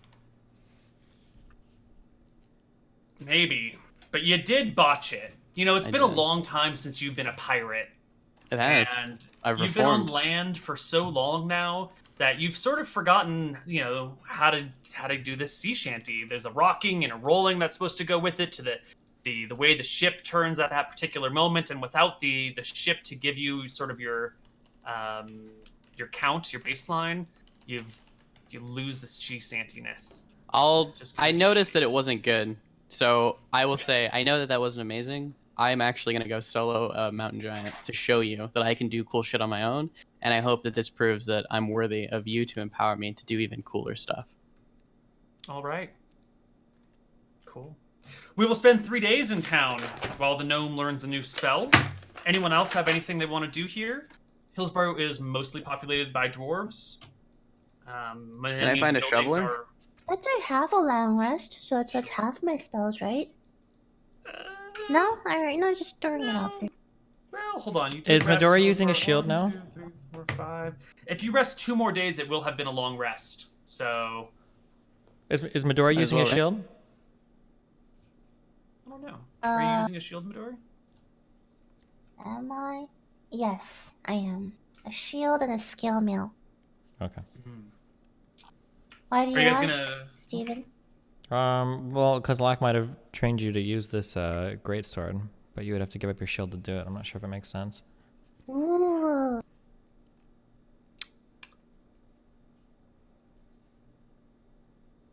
I mean, if you Well, don't the party's want it, here. Can I go solo mountain giant? you can give me like training sessions. I Do you have proficiency in great weapons? Oh, not just Marshall. Is that? Martial and great, same. Oh, really? Okay. Is it the yeah. same? I see it listed as 2 separate proficiencies. She can use it though? Martial weapons include great weapons or great swords. Yes, she can use it. Okay. Would gnomes believe in the gods of the human realm, or like people like your pantheon, like Yeah. So the gods are real. There is no question to their presence because they work magics and miracles on like a daily basis. They might just have different names and slightly different personas depending on the subculture. would I know of Dorbath and Guam? Totally. You might have a different name for them, and they might be slightly differently painted in your society, but it's the same deity. Could I talk to one? You can try. They usually don't talk to people who aren't clerics, but every now and then the gods work miracles. I guess while I'm studying spells, like I'll like try to talk to one. While Lucas is getting ready to go, probably commit suicide. Can I like talk to one? Maybe just say a few things. Yeah. Well, give me your speaking to your deity. Actually, can I write something for it, and then we'll do Lucas's thing now? Because I think I want to be prepared. Yeah. Definitely. All right. Is there a poison trap here? The poisons are not generally sold in the open, especially ones that might be useful in this situation. You can On find a some road. small pesticides. Oh wait, You're a rogue, they're not generally yeah. sold in the open, so I'm like a rogue. Can I go and Yeah. find the depths and find some good shit? Yeah, you can head down to the water district, the dock district over here in Hillsborough, because that is always where the sketchiest shit goes down. Always. Always. You look around and find some chums that are hanging out, leaning against a pole in the middle of the day. Clearly, I shouldn't say clearly, but you would know from your pirate days, they are watching a ship from a distance and keeping a close eye on it. They're either scoping it out to rob it, or they are actively protecting it from people who might fuck it up, but like they're keeping their distance because they're like low key watching it. Either way, these two are up to no good. I'll go up to them in a nice manner and kind of jokingly ask like, "Oh, are you guys on protection duty, or are you like on robbing duty today?" Give me a charisma check, or a persuasion check, whichever one you want. I'll just do persuasion. Yeah. Did it roll? Oh yeah, perfect. You come off in just the right tone. That's that right level of sort of, oh my god, I've had to do protection duty so many times that they instinctively get that where you're coming from. One of them goes protection. You never know with these dwarves around. They might try and sneak underneath the pier and steal the ship out from underneath us. Oh yeah, Fucking they dwarves. might. I've seen it. I'll say a little bit of a few mean things about some dwarves and shovelers, and I don't like What sort of mean things? just mean things Descriptive. about dwarves. Well, specifically, what are you gonna say? Dwarven slurs, okay? I'll say What the kind of N-word. dwarf is? Make It's me up a Midori. racial dwarven slur. We'll call it. We'll just every dwarf is a shoveler. Like that's like the racist thing. So like you're always like asking them like, "Hey, are you a shoveler?" Because like they're always like shovelers. So that's like my racist dwarven slur. Shoveling coal and shoveling shit. It's what they do best. So I meant to ask you two. I am interested in some poison of the deadliest kind. Poisons of the deadliest kind. You should try my wife's cooking. He'll laugh it off, but Captain Barbo will get like pretty serious and be like, "No, like really, like I'm trying to kill a mountain giant." No shit, huh? Yeah. Well, I know a guy who's got a supply. And I'll hand him like 20 gold and be like, "Ah, well, this is like for you to introduce me to your guy." You said the magic words. Took them right out of my mouth. Billy, you got this? And he leaves Billy and will take you kind of down the docks, in a little bit, into like some weird alleyway, and then there's like a cellar door that he opens and heads down, and it's super fucking sketchy, and there's nobody in this alleyway, and he might be trying to murder you once you go down into here. Or there might be a place where they sell poison. Murder. I mean, he seemed pretty chill, right? Like Yeah. from my... I'm gonna go with him. All right, cool. You walk on down, and it's a small alchemy shop. There is a gnome standing on the counter, or sitting on the counter. His eyes are milky and white, and he looks around in your direction and says, "Who goes there? You better come with prices in mind that are fair." I'll let his friend introduce me, I'm assuming. Yeah, friend comes in and says, "This is Barbo. Little Jimmy." Oh, And little Jimmy here wants to. He's got a livestock problem. The wolves are getting his sheep, and little Jimmy would like something to take care of the wolves. I'll whisper it's actually like bears. Did I say wolves? I meant bears. Large bears, mean, angry bears. And the gnome nods and says, "Oh, where there are bears, one must be wares." Or they'll make you scarce. It's a good one. It's a good one. All right. Bear poison, huh? Want to drive it off and have it never come back? I want to kill it. Put it down for good. That's what Keep it you out of my hood. Do gnomes appreciate when you rhyme back at them? Oh, yeah, man. Oh, Totally. Oh, yeah. Put in a lot of work, okay? The bears keep making my sheep worse for wears, so I'm trying to get them out of my hairs. Well, the best thing you could be choosing is some poison. I don't want to be losing. So he is going to offer you... Bears are size large. Whew. We want something appropriate. I think we're looking for a paralytic is what he's going to suggest to you. Do you think you have a clear shot on the bear with a bow, or I was do you planning think you on can feed it to him somehow? I was planning the on method getting... of application matters quite a bit, you know. Planning on stabbing? Stabbing? That's a way to go. It will take some time to take effect, so you might want to find a place to hide for a sec. Yeah, for a sec. Hey, good man. My eyes are going, you know. It's hard to rhyme when you can't see. Yes, I do know.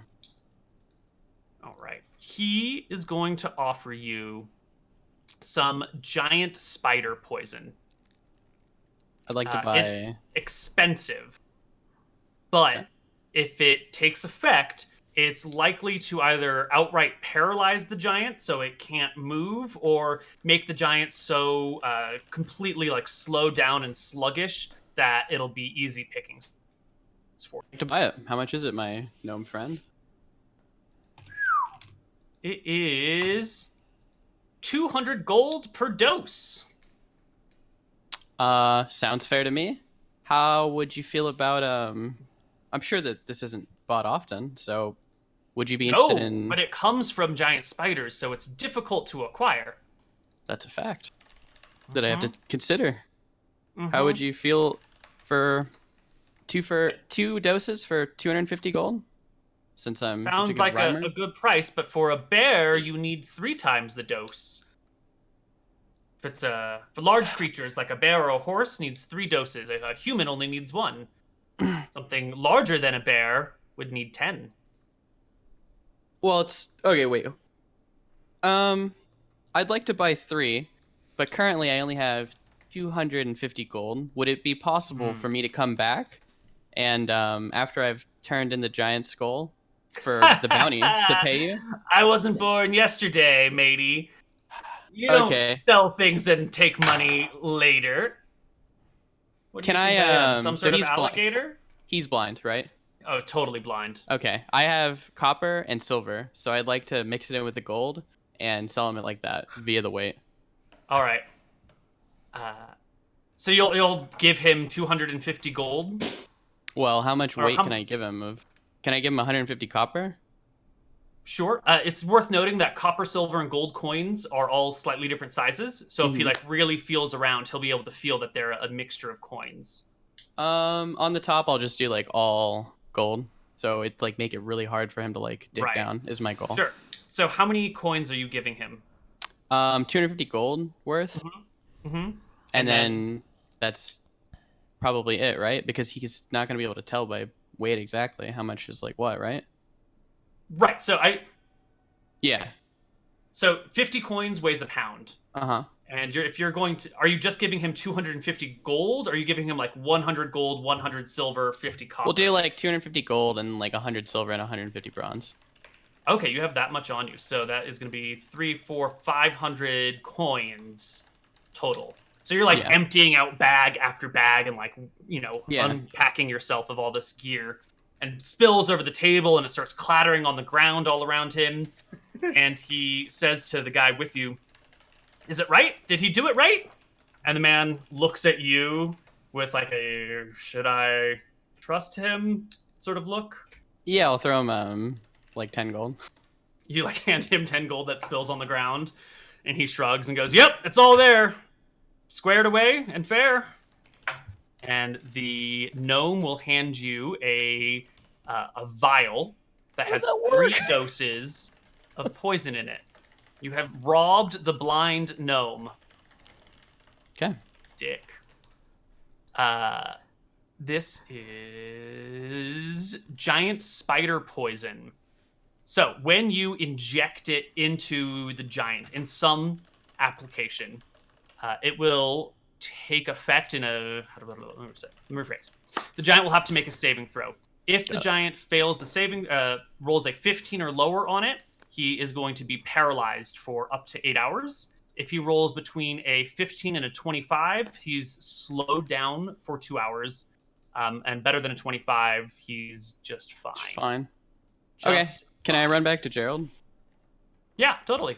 Gerald. He's busy. You could do it, but he's busy. I'd like to knock onto his door real quick. I'll just do my ritual after. Hello? Gerald. Yeah. Will hi. you I'll explain. Listen. We're pals, right? You and I? Well, like you've never like been nice to me like ever. And I do all this stuff for together. you. The what? What about on the boat together? The boat. Yeah. Okay, what can I do for you? Can you make me invisible? Totally. But can you be nice to me? Yeah, forever.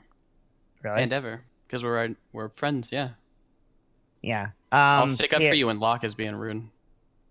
Well, he's okay. I just want people to be nice to me. Locke's a shrew, isn't he? Yeah. Sometimes. He can be... Locke's a bit of a cock, but sometimes he's just hard like rock. True. So I can do this, but the catch is that I can only do it for an hour. I guess we're going on an adventure, you and I. We are? Yeah. Um, I swear, Gerald, that this won't fail, and I'll show him the vial. What's that? Steve, go get your chocolate. You'll be good. Shut the fuck up. This is some poison, and I'm gonna kill a giant for my new god. You're gonna do this alone, right? I don't have to go in. Yeah, you just gotta invisibility me a quick, enough of the way. I just need 30 minutes of invisibility. Why don't we just take the whole party there, and we could all wait outside in the... They're busy with their grass. things. I just need to do this pretty much on my own. Okay. Okay. Yeah, we can do that. Don't you want to? Can we at least tell them where we're going? No, they're busy. Oh yeah, we're definitely busy. I want to tell them. We're gonna be out and unfindable right now. We will be gone and back in like a day's time. Okay, we can do this, but I have to. Can you wait outside for like 10 minutes? I gotta say this thing. Do your thing. Okay. I'll wait outside. All right. Can I do I'm gonna do a little ritual, Koibu. Yeah, let's hear it. What you All got? right, so I'm gonna take out my small brazier that I learned can summon familiars. Yeah. Razor. And then I'm gonna light some incense. Mm-hmm. And I'll cast prestidigitation. Did I get it? Yep. You did it. Take inspiration if you don't have it already. I was Proud of practicing you. this. I was practicing this week. Proud of you. Thank you. And I'm gonna make it all dark and spooky. Yeah, it's gonna be dark and spooky, and I'm gonna like light the incense and just like create a few illusions of dancing flames. Hail to the god of two faces. I am a small gnome from dark underground places. I seek magics uncommon and unknown. Yes, yes, I wish for these magics to be shown. In exchange, I shall spread the knowledge, the values of knowledge and wisdom, spreading the way of Dorbath and Guam to all kingdoms. Excellent. Your owl reappears, and you notice it's like a nice white owl, and this time the coloring is a little bit gray on its feathers. It's more less snowy and more woodsy. Everyone's turning gothic. It may not be a huge change, but it is something unexpected when you raise it, summon it, find it. Yeah, okay. How does Gerald feel about this? Is he disappointed and let down, or? No, he's anything different is good. He's excited. Okay. Yeah. You've raised yourself your own gray owl now, and head off with Captain Barbo to head to Rock Peak to send him in alone to kill a mountain giant. Yeah. Okay. While we're traveling, I'm gonna see Captain Captain Barbo's right. Captain Barbo, you know, I always wish you well. Are you sure it is a giant you want to quell? I fear that this may be dangerous, pray tell. Don't worry, my friend. I'll be well. Well, then I will do what I can to help. If you're screwed, just yell. I'll see what I can do, but not much when the giants dwell. Thank you, my friend. All right. You're better than a shoveler. You can make it to the base of the mountain later that afternoon. You find nothing along the way other than a pack of dwarves coming back, shovels over their shoulders from some sort of coal mine nearby. I'll make a comment. To the dwarves? No. To my gnome companion. Chill. Okay. Christ. Give me perception checks as you approach the mountain. The two of you. Is my 18 good. passive not amazing? Okay. Oh, your 18 passive is amazing. I keep forgetting about that. I will definitely take it into account. All right. Lovely. So you spot no creatures along the way. As you arrive at the mountainside, you take a look up, and just like the other day, you see a mountain giant high up on one of these ledges. He seems to be holding with one hand on something and kind of digging around in the mountain with another hand. You can't really make out any more features because he's maybe 1,000 feet up or something. You come along the side of the mountain this time instead of approaching directly and reach the mouth of the cave. It is massive. I wouldn't have wanted to hit the cave, I guess, yet. Without, I don't want to bring the gnome like all the way there. Okay, We- sure. well, But we you get just to the wanna- point then where you can see the entrance Yep. to the cave. Yeah. Where you're close enough. All right, little buddy. Can Okay, you make me invisible? Remember, I can only keep you this way for 1 hour. So make sure not to take too much time to scour. Also, I have to concentrate the entire time on the spell. So while I'm walking back, I will do that, pray tell. Are you ready? Yep. I touch him and cast invisibility. And Okay.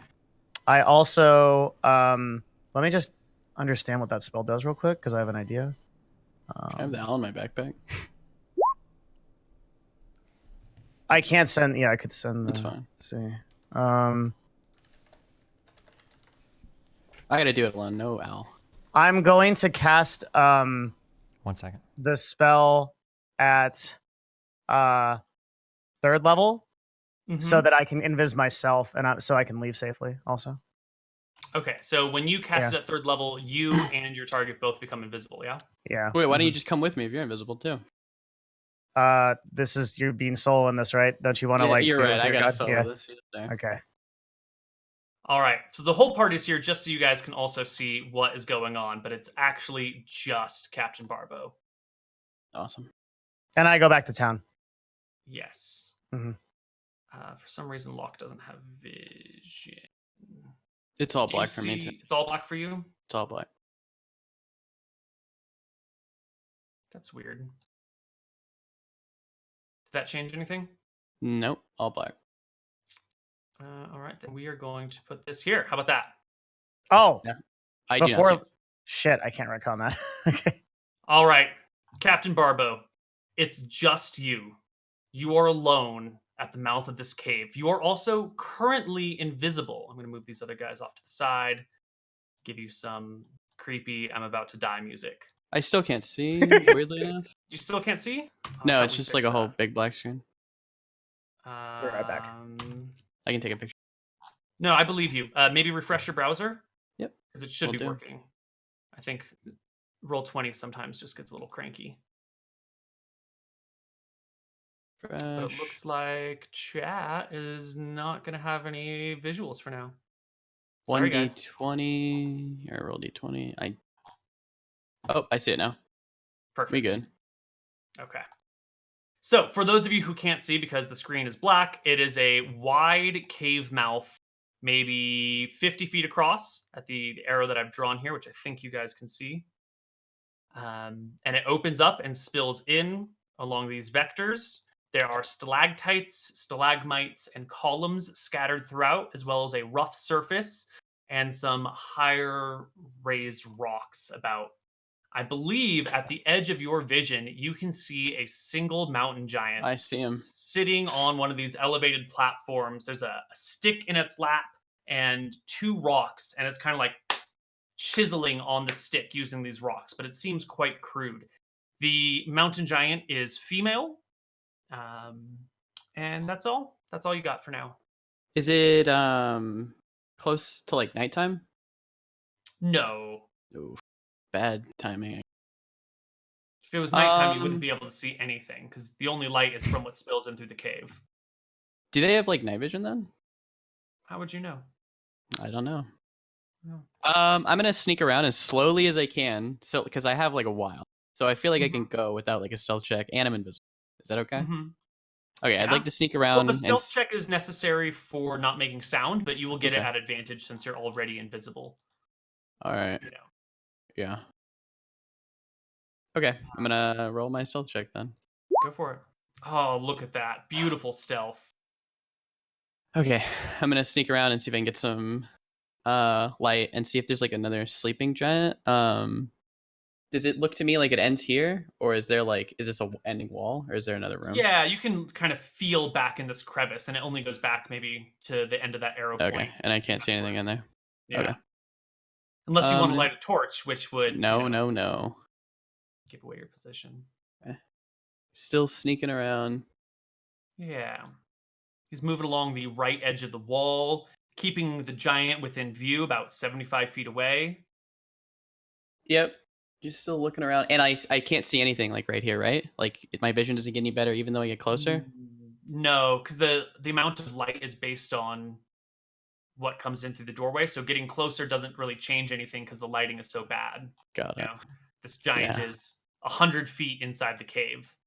Not a lot Okay. of light reaches. Yeah. So, do I believe that I can attack with this poison and then? Yeah, if you coat your weapon with all the Yeah. poison and give it like a nice good stab, or maybe even better would be to like stab and then dump the poison in or something like that, because getting 3 doses on a rapier is a difficult task. Makes sense. I have my short sword, I guess, but Short sword would be easier to get it on. Okay. It's got a bigger surface area.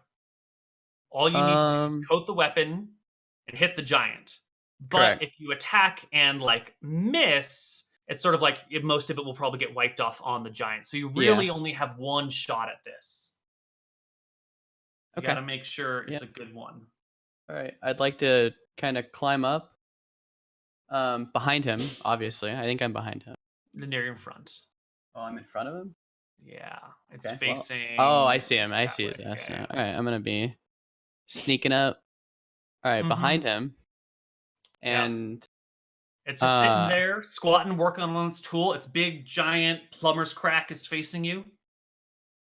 so me knowing big animals as I do, Mhm. I've seen a cow. Cows don't really notice when like flies are like on them, anything like that.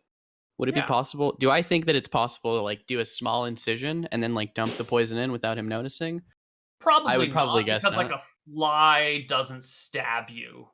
True. Oh, but a mosquito does. They are much smaller in relation to a person than you are to the giant, and they have antiseptics and very specialized needle noses. Okay.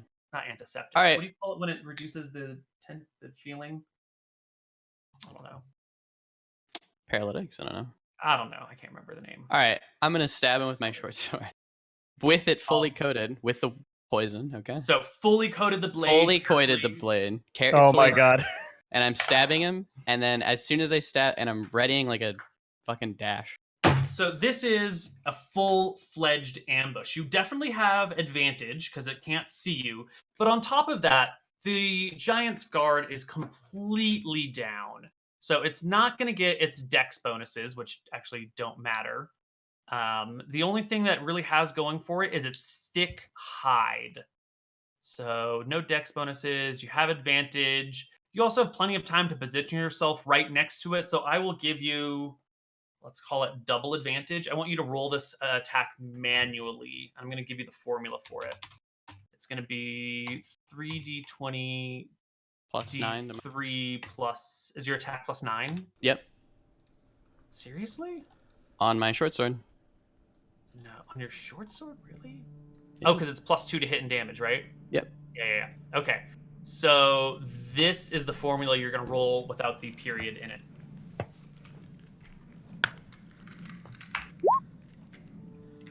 Oh. 18 plus 9, right? I'm sorry. Yeah, 18 plus 9 should be Okay. D. Thank God. 18 to 9 is a 27. You hit the giant. The poison slips into it. You're ready to dash. The giant lets out a wild roar as you become visible to everything. We are immediately going to turn on our battle music. Where is our battle music? Right here. Go ahead and move 30 feet away with your dash. Okay, let me zoom out, get the optimal positioning on my 30 feet. All right, I'd like to be like right there. And I will make the super special giant saving throw. Thank you. It's not a regular saving throw. Are you rolling it, or are you gonna do it on D20? All right. Yeah, the rolls aren't on mechanized for roll 20. Can you leave my character light? Or night vision? Me too. Yeah, to see what's going on? Yeah. I have. Yeah, you guys should have the same vision as he does. I can't see anything from his I point. just see black, so. You might want to refresh, I guess. I refreshed. I had to refresh. Okay. Okay, I will boost the lighting then.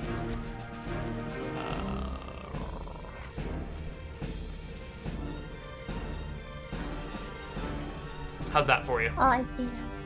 Is that better? Yeah. Okay. The giant gets to roll a 20.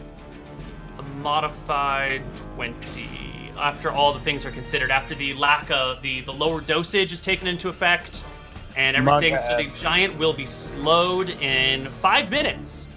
Because the onset time is about 5 minutes long. And in this situation, slowed means its speed will go to half, it will lose initiative automatically, and it has penalties of 2 to its AC and to hit, and it's just sort of like...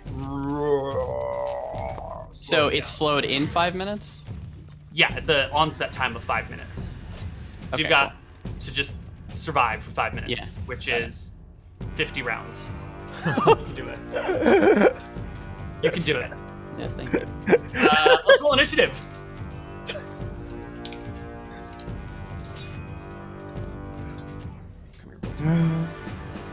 Captain Barbo turned into Gore. Mr. Mouton on character 4. All right. Wait, did we all come with him to the cave? No, it's just him by himself. Okay. He That was made probably certain not that was the super case. far, but I do need to do it by myself. All right, Mr. Barbo. The mountain giant will not beat you initiative. All right, go for it. All right. I'd like to first throw my dagger at him. Mm-hmm. So I'm gonna throw. Hit. Yeah, one second. All right, I'm gonna throw my steel dagger at Lovely. him. 11 is not going to hit him. Oh, really? Yep. Nice. Okay. And then I'm gonna use my movement and a dash with cunning action or whatever to get 60 towards to get towards the door. Yep. the giant immediately picks up a rock. You are 90 feet from it, which puts you... You got half cover? So first it's going to move towards you. It picks up a rock, takes a few steps towards you so it doesn't have disadvantage on the attack, and hurls a rock at you. 27 will hit you for 31 damage. I'll take evasion. You have it. Yeah. How much damage did you do with your short sword, by the way, when you hit? Roll me I damage. actually didn't do that. We never did the damage roll for that. 1 second. Throw that up. Okay. There it is. I did get sneak attack as well. Okay, so it would have taken 17. Perfect. All right. So it moves, it throws the rock at you, and it's your turn again, Captain Barbo. 1 second, taking 16 points of damage. Okay. Hey, we're chilling, guys. I'd also like to throw my regular dagger. Sure. You're at long range at this point, I believe. 60 feet, really? Yep. You're at 60 feet. That Range of still hits, daggers. right? A 12? 20 to 60? 20 to Wait, 60 is short range, is long range. Oh, okay. 0 to 20 is short, 20 to 60 is long. Yeah, can I roll my steel dagger again?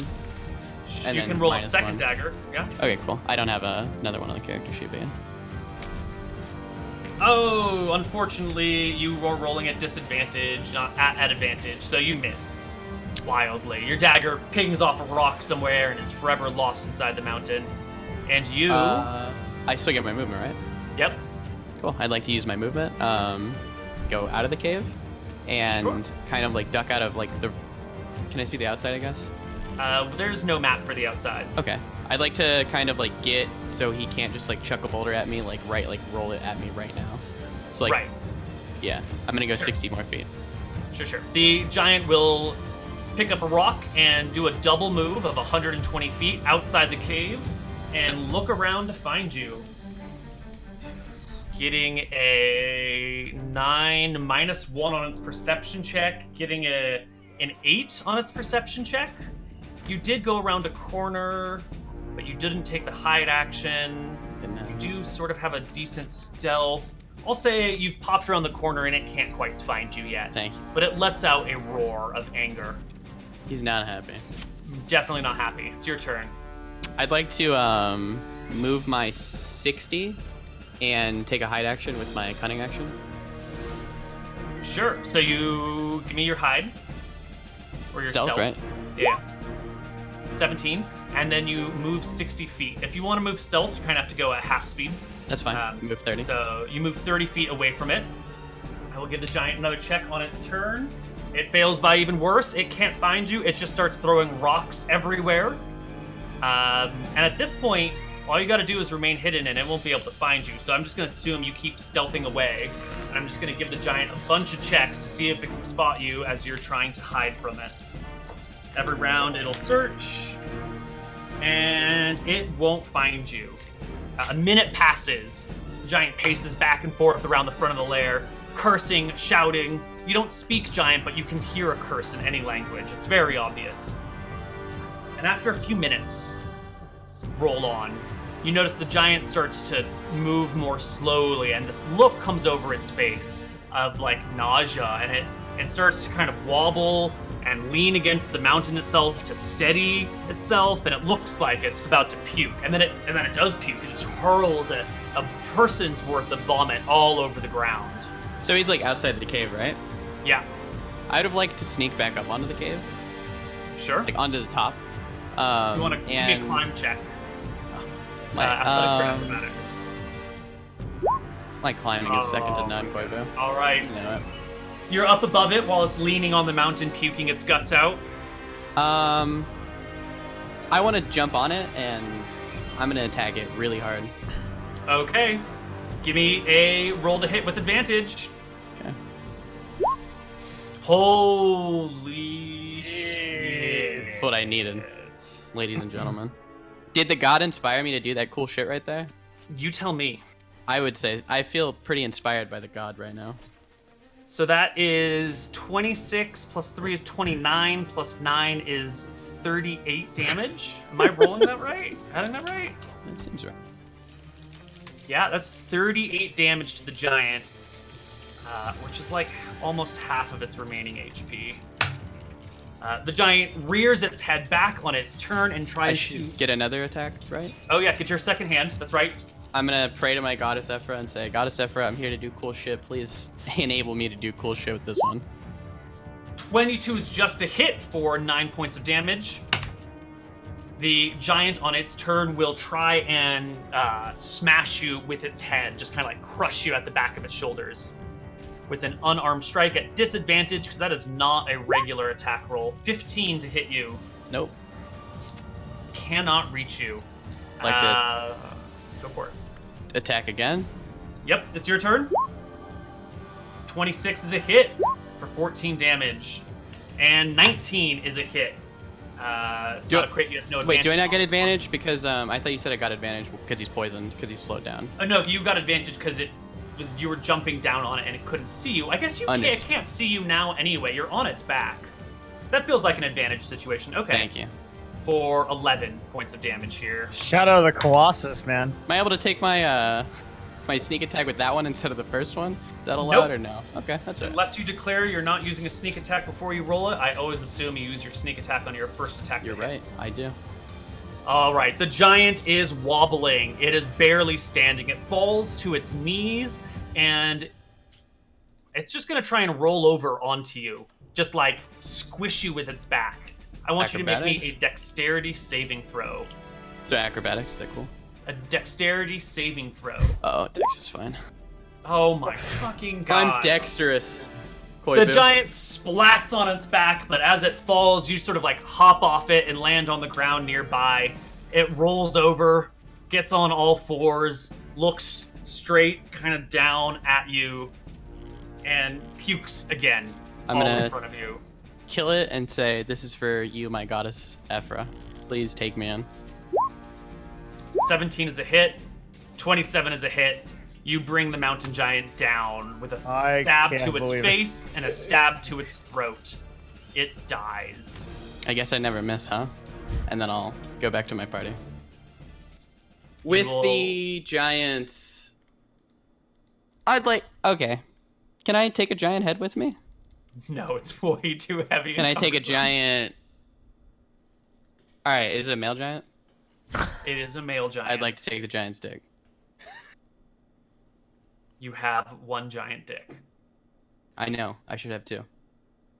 You have one giant dick. Alright, I'd like to take that back with me to the party. Wait, you sever the giant's... Yeah, I assume that I Penis? can sell it. Yes. He has stolen the dead giant's penis. Okay, alright. Alright. Like to regroup. All right. You make it back to Hillsborough. Can I go to the bounty office? Yes, you can go to the sheriff's station in town. I'd like to report that I murdered a mountain giant. Yeah, sure you did, son. Mm-hmm. Slap it onto the table. You just like flop this giant penis onto the table, and the sheriff's eyes go wide.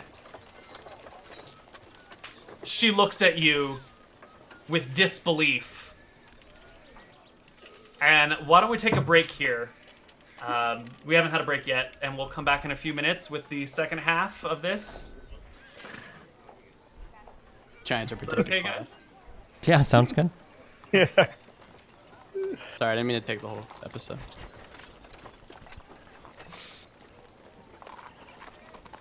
That's my cue to transition That's to the your break cue, screen. yeah. Okay. DRD BRB. All right, we'll be back, guys.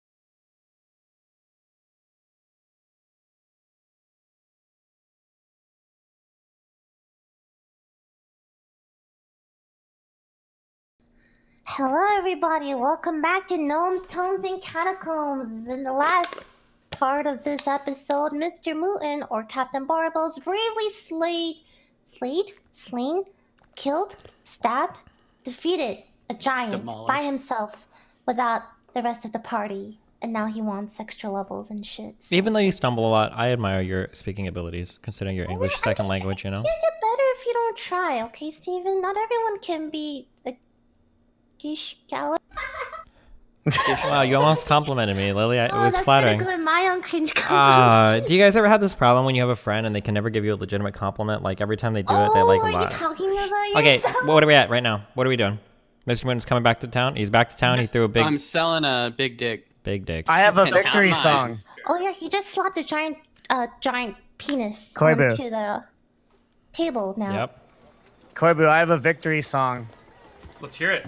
Okay, it's a victory song. This is submitted by my community Discord by Spearmint. We ready? Captain Barbo with a knock at my door. I knew he had a surprise in store. We left for the cave and I cast invisibility. And with his strength and super agility, he stood in the shadow of a great colossus and proved that he was one of the final bosses. He returns to us all unscathed with a giant cock in his possession, ready for his prey in a glorious procession. Sorry, Locke, but fighting a giant skeleton just don't got anything on him. Damn. Nice. The sheriff looks at you, sees this, and says, I got something better for you. We need a new head ranger. You want the job? I can't. Me and my comrades have adventuring work to do. I'm only in it for the cash right now. Sorry. This is a path that, if you do well on, could lead you to nobility. I'm already a squire for my friend of the Benellis. You might know who they are. Oh, yes, the Benellis. We're Yes. familiar with them. I am his squire. Well, I guess we'll just have to give you the cash reward then. Thank you. They disappear, or she disappears for a little while, comes back with a couple heavy blocks of gold bullion. Maybe one 10-pound block of gold. I mean, you said a couple. I thought it might weigh more, but it's only 10 pounds of gold, which is 500 gold pieces still. But it's in bullion form rather than coin form. Yeah. I'll take it and I'll say thank you. And Did you happen to get any of the others? I didn't. Actually, wait. No, I didn't. Okay, well. What's your name? My name? Chad Barbo of the Barbo clan. I'll say Chad so he can gain rec. She sticks out her hand to shake yours and says, Thank you, Chad Barbo of the Barbo clan. Squire to the Benelli family. I'm sorry. Someone said something really funny in chat. Okay, I'm good. All right. And you take off? All right, party. Yeah. I'd like to go back to my party and go up to Locke and Wait, what were we doing last night? You guys are fucking just chilling. Just chilling? You're waiting for the gnome to learn his spells, which are going to take 3 days. So you have 3 days of downtime. Steven, are you giving So me you the can do sword or whatever you not? want. I want to speak to Midori to find out if she's capable of handling this sword. Alright, I come back. You can clearly see my rippling muscles and definition and toned body underneath my cloak and dress because they're real form-fitting, right? Including my legs. I have fishnet stocking on need I remind you, and like tight boots. So you can definitely see I have gained a bit of mass. And my face looks a little bit more, gaunt. And Listen, okay? Hey, Locke. A legendary swordsman, great muscles do not necessarily make. No, I'm just that was off topic. Oh. I'm just letting you know that's how my character I looks, understand yeah. that's how you look, but as I just said, just because you appear Was that stronger off doesn't topic? mean you I can... can't tell the difference between Locke and Steven sometimes. Can you speak in your character voice? I know. Like, What would you like Yeah, my character please do voice to be, character Lily? voice. Tell me. I don't know, something pompous. Like I'm the Yes. Benelli from the Benelli family. I'm so sorry. Okay, all right. Just I don't have just any give me, like- accents, okay? Miss Lily. Is that good? Miss Lily. Midori. I can't do voices. If I could, I would, okay? Okay. Okay. Never mind. Where are we at? Just bring us in. He comes back. No, Can I? do it for the content? Are you giving her your two-handed sword? I know. I would like to practice with her for a little bit to see if she's capable of wielding it. Oh, okay. So, how do you guys want to go about this? Do you want to actually do some rolls back and forth, or Sure. what While criteria- Barbo is out doing his quest for vanity, which is what all of Barbo's quests are. Yeah, we can be in a courtyard or whatever, and I will be talking to my good friend Midori. Sure. Let's use this old map that we don't need anymore. Donkey's there. Yeah. And let's put Locke and Midori on this. And how would you like to go about this? Just attack rolls back and forth, holding back damage just to see where it ends up? Or what are you looking for here? A battle between you and Midori? We'll get into it. We'll roleplay our way into the scenario, okay? I like it. Okay. Midori, what are you doing out here? Are you out here praying, or did we just come out here together to hang out and chill? Well, you called me out here, right? I I'm called gonna you out say- here?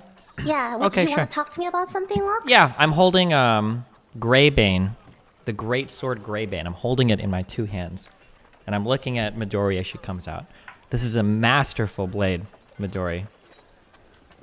Yes, it is. It appears to contain exquisite power, and I see that you yourself have gone through some changes lately. I'm glad you noticed. And I know that you enjoy carrying around that scythe so much, but I'd wondered if this would be a more suitable weapon for you to use. Are you offering me the sword? If you think you can use it appropriately, yes. How can we test if I can use it appropriately? One of the amazing things, apparently, about this blade, if the owner informed me correctly, was that it gives you the capability to charge a man and attack him with relentless power. So I'm curious if you think you'd be able to try doing this. Okay. Okay. I'm down. I hand her Greybane, and I back up 30 feet. I clutch this giant. Well, it's not a big sword. It's just a regular size sword. No, it's a giant sword. It's a great sword. I clutch this giant sword. Previously, I could not have held it, but with this newfound strength surging through me, I find myself grasping it pretty easily. And I charge at Locke with a attack, or just test of attack. What do I do for this? Athletics or? No, roll your great sword. I've just added. it Oh, to your just great sword. character Okay. sheet. Yeah. An 18. Will that hit you, Locke? Matches. It beats. Yes. Yes, it does, and it should do an extra 2d6 damage on the attack roll, which it wasn't added in. So roll me 2d6, Midori. It does 46 when it hits? Yes. She From a charged. charge, it does. Ugh, 12 damage. It's not a great blow. Okay. Maybe you can give me some pointers or something. Yeah. Midori. I guess Midori charges, attacks. It dings my armor, but it's not a very convincing hit. I back up a little bit. I'll back up like another 20 or 30 feet and taunt her and say, maybe this type of blade isn't quite for you. Maybe you'd be better off with your scythe for now. Or maybe killing people in your sleep is more your style, Midori. I chide her. I laugh and I ready another attack. 22, which will hit for 18 points of damage. Oh god, I'm not gonna kill him, am I? No, but 18 is a much better hit. Good job.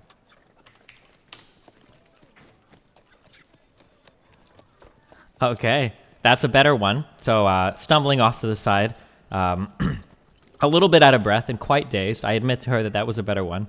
I'm still not fully convinced that she could utilize this weapon properly, though. And I back off and I goad her into one more attack to see if she can do one more. It's gonna kill.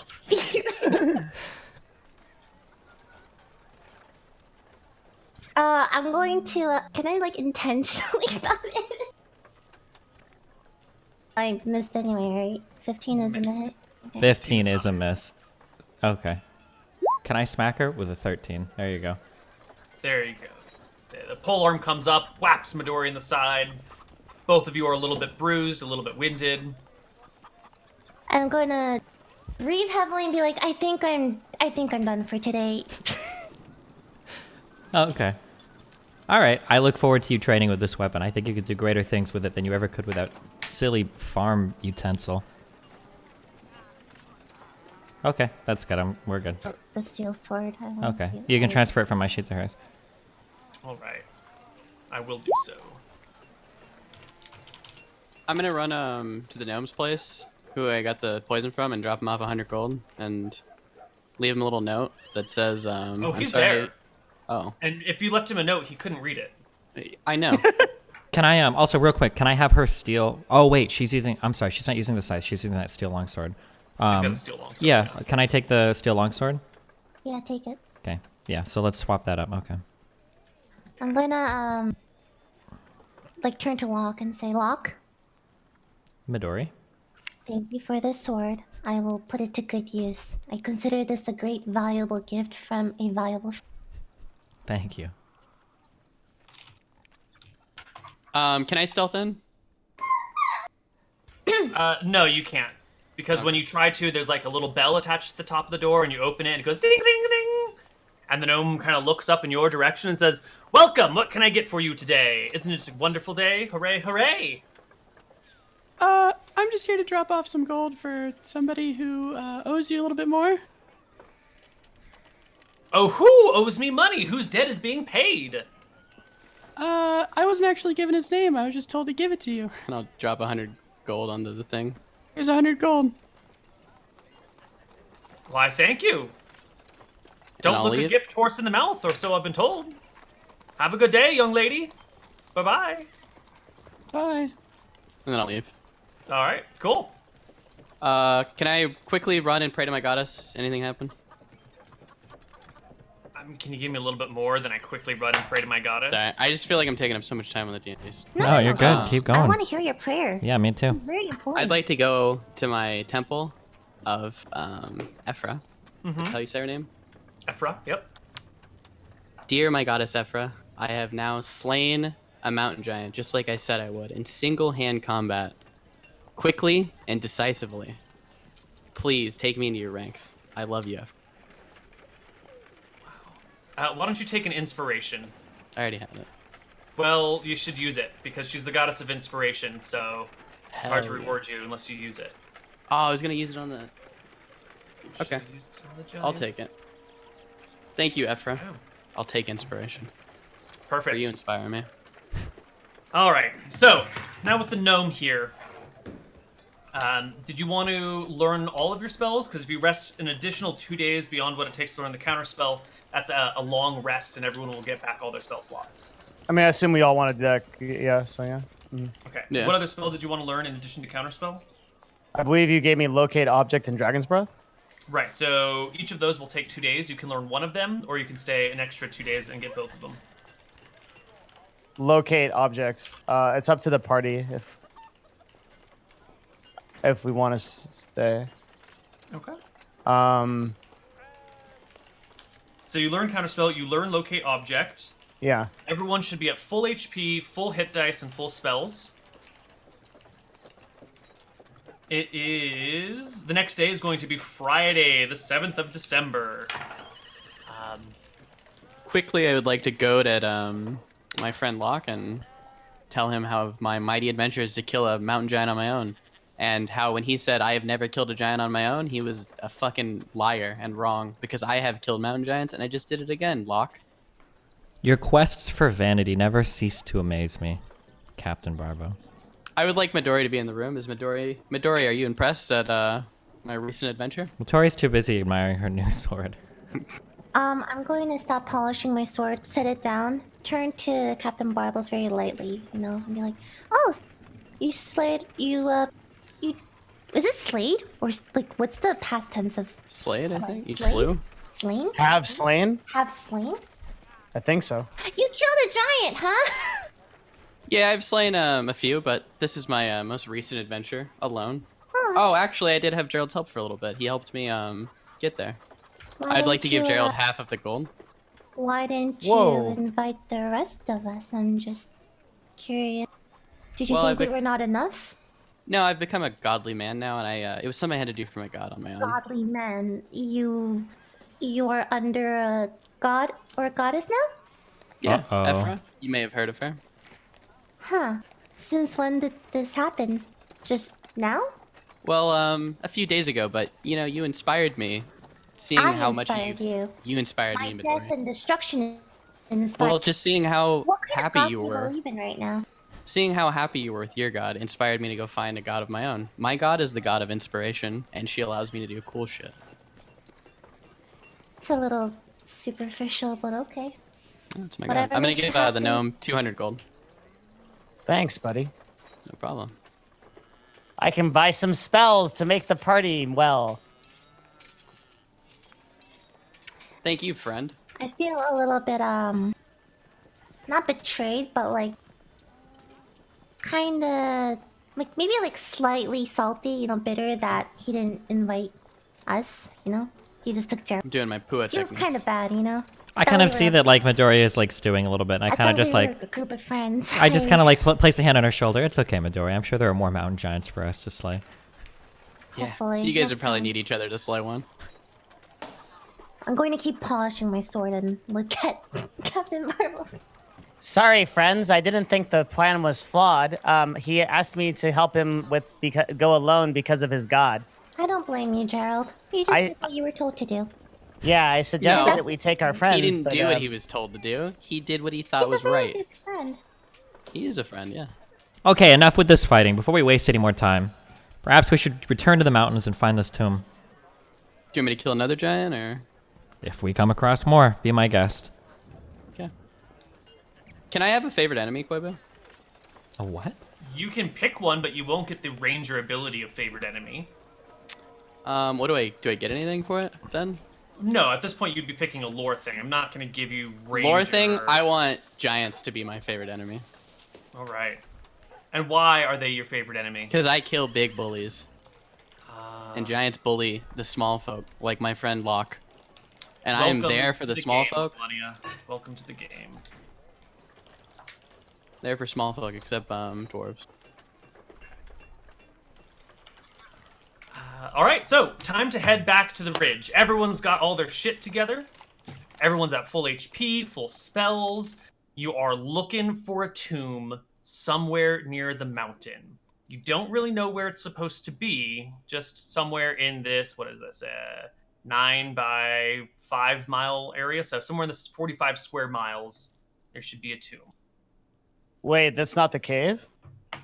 I don't know, it could be the cave. We don't know. We haven't been in it. Yeah, I mean, you I just was know in that it. it's there somewhere. I couldn't really see much inside of the tomb, or inside of the cave. But maybe we should explore it, Locke, since we've already cleared it out for us. Yeah, we can. To be fair, I haven't cleared it out all the way. There probably is 2 more giants, but What was that? You haven't actually cleared out the cave. What'd you do when you were here? I killed 1, but I haven't killed all 3. Killed one to come back and brag to us. I killed 1, and I came back to talk to my god. That's all I can was understand. tasked to do. Every lad is giddy with excitement when they've slain their first giant. How many giants have you slain, Locke? I Would you like laughed at to? Locke's joke and comment. Do you want to 1v1 a giant this time, Locke? If I'll- you'd like me to, sure, but I don't feel the need to demonstrate. Please be my guest, Locke. See, unlike This- you, Captain Barbos, Locke doesn't mind helping and working with his friends instead of leaving them behind and going on this weird solo Midori. quest to prove his. I'll make you a bet. If Locke can kill a giant on his own, I will give you 200 gold. If Locke he can't, won't need to kill a giant on his own because he has. Oh. okay. So you I'm gonna need her, keep- Locke, to help you? I'm gonna keep polishing my sword just out of a dick move. So Locke, for just clarification, you can't do it on your own, and you need Midori to help you. There's is what plenty you're I can telling do Doesn't on my need own, me. Captain Barbo. If you really want to find out who's the better warrior, we don't have to do this by proxy of another monster. We could simply fight ourselves. me. I'd rather not make a fool out of you twice. That's a wise decision. We should enter the cave and look for more mountain giants then. My sword is so shiny. All right. You guys can make your way back to that same cave entrance. Let me roll for random encounters on this day. No random encounters. All right, you make it back to the cave of the giants. Unlike the previous days, there is no giant up on the top climbing the mountain.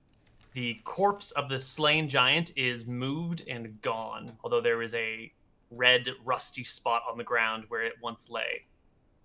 The party can approach the cave. Give me a stealth check, everyone in the party. Can I have Gerald in my backpack? I'm in the backpack. Yes.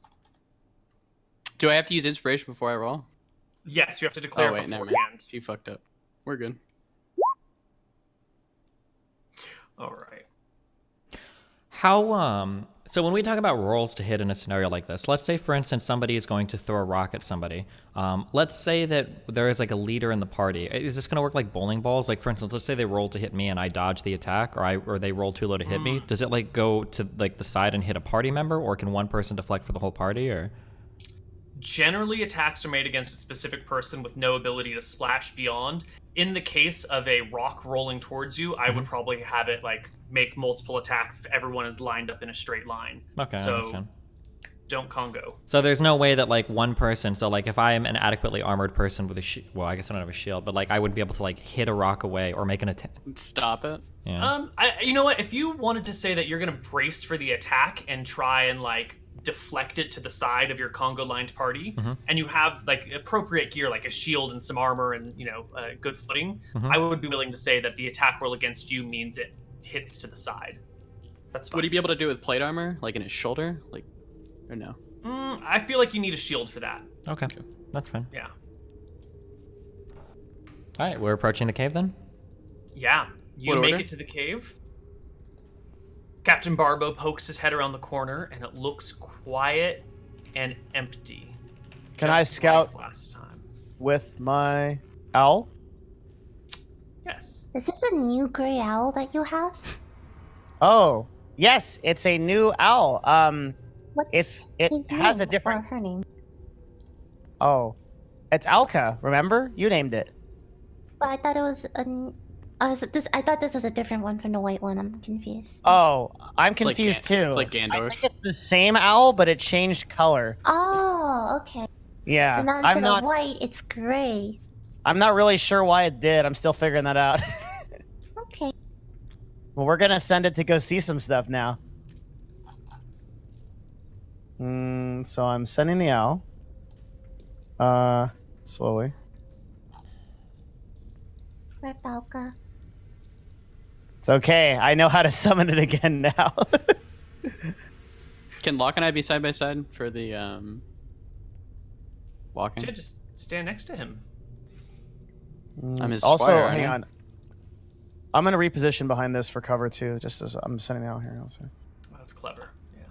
I step inside the cave and I shout out, "Hello!"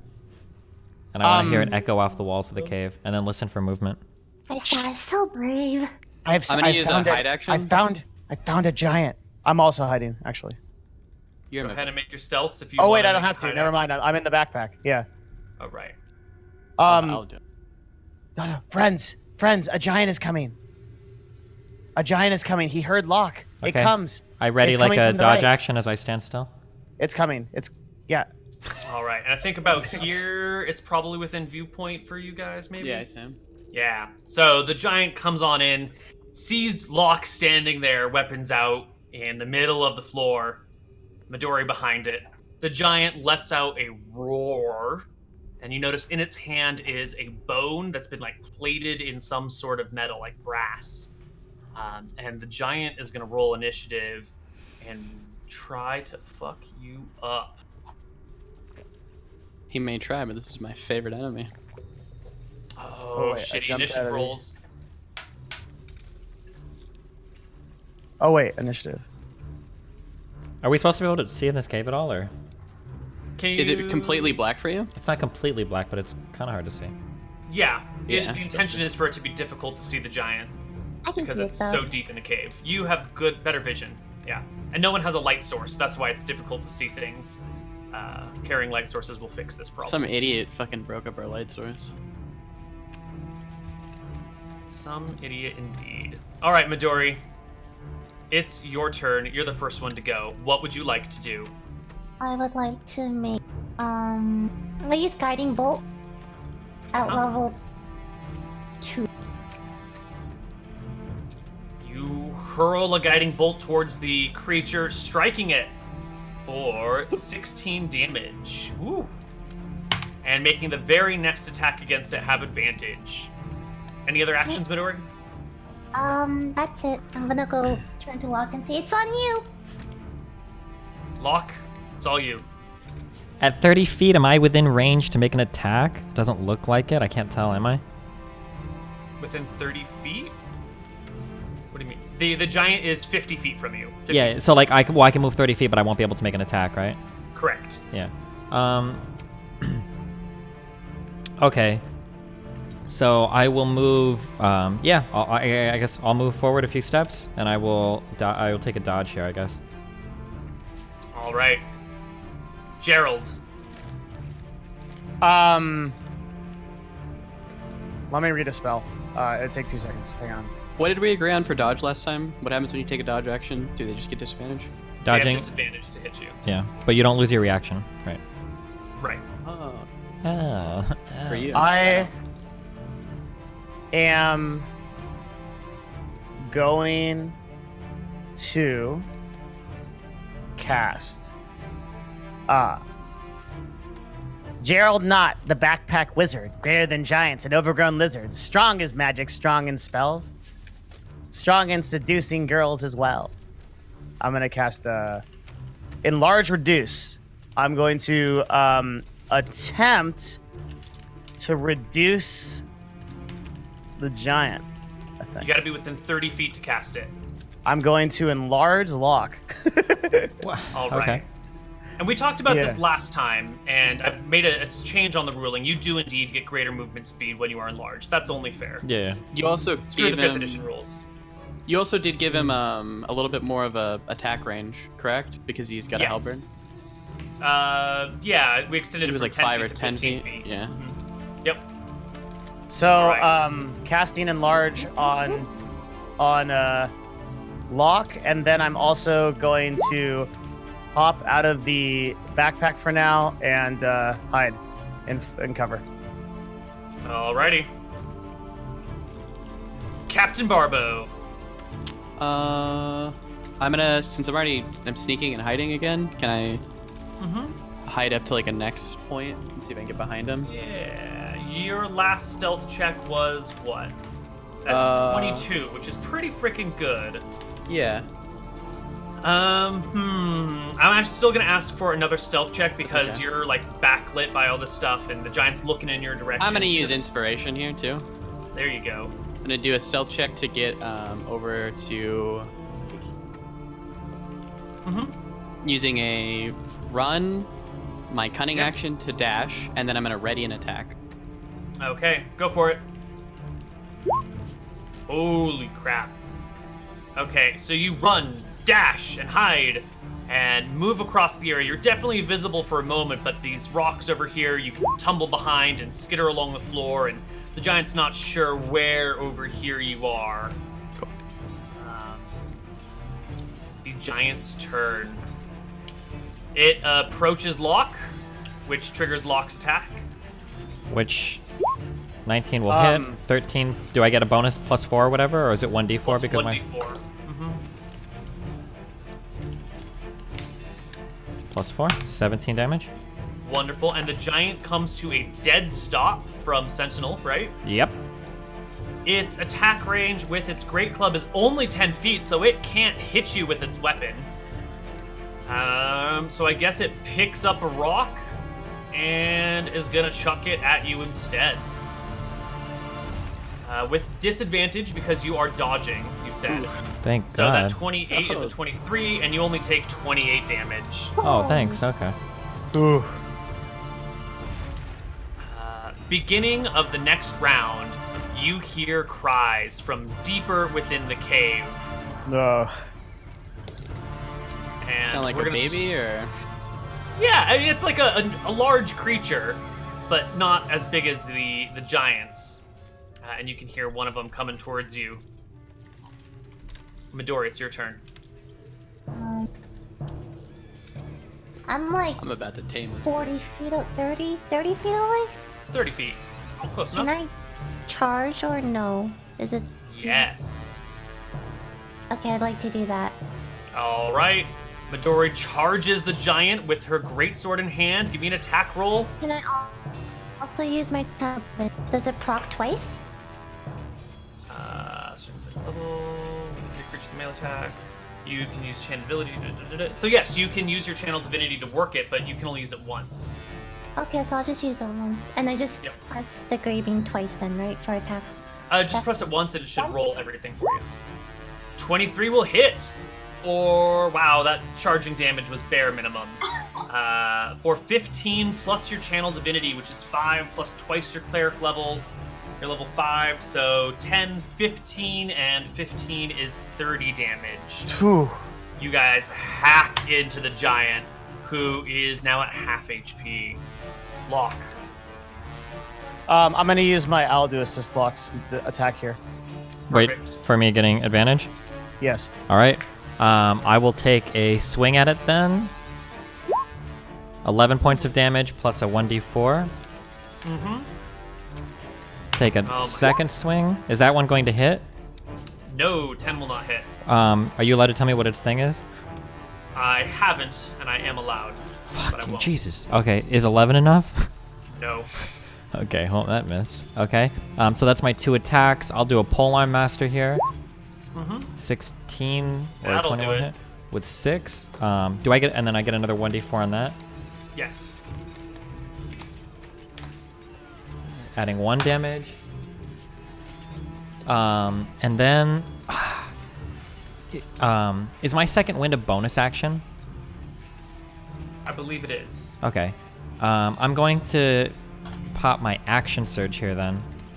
And then action surge, does that give me, oh man, I should know this. Does this give me a double attack or just a single attack? You can take the attack action, which will give you 2 attacks. Okay, gotcha. All right, then I will action surge and I will go for 2 more attacks.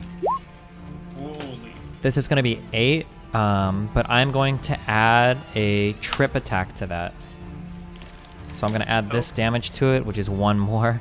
Also, 1d4, please. And then another 1d4.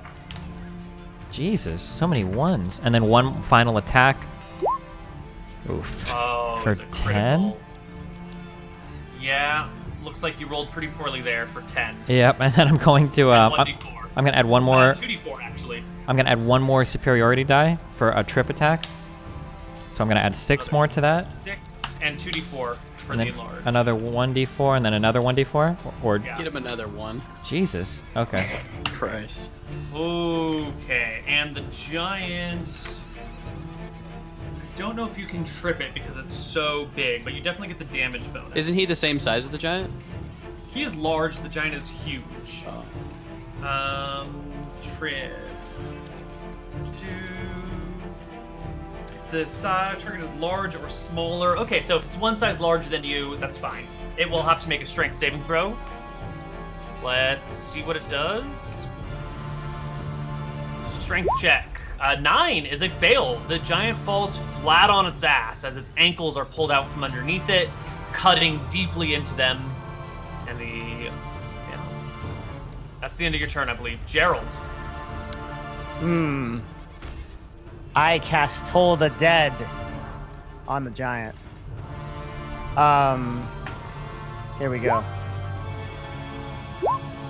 It fails and takes 13 points of damage, killing the giant. It Wow, falls I to the killed ground. something. Hold up, And, like- everybody. What about the baby giant? About to have a noose.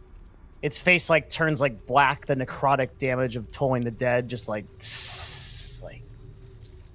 As the monster pitifully slumps to the ground, I shout over at Captain Barbo, "Wow, you really killed one of these on your own. Color me impressed," in a very sarcastic tone. You're looking a little worse for wear there, Locke. I was looking way better when I came back to town. We It's can't your all turn, sneak Locke. around in the night like pirates. What? I'm not locked. Barbo, I'm sorry. Okay.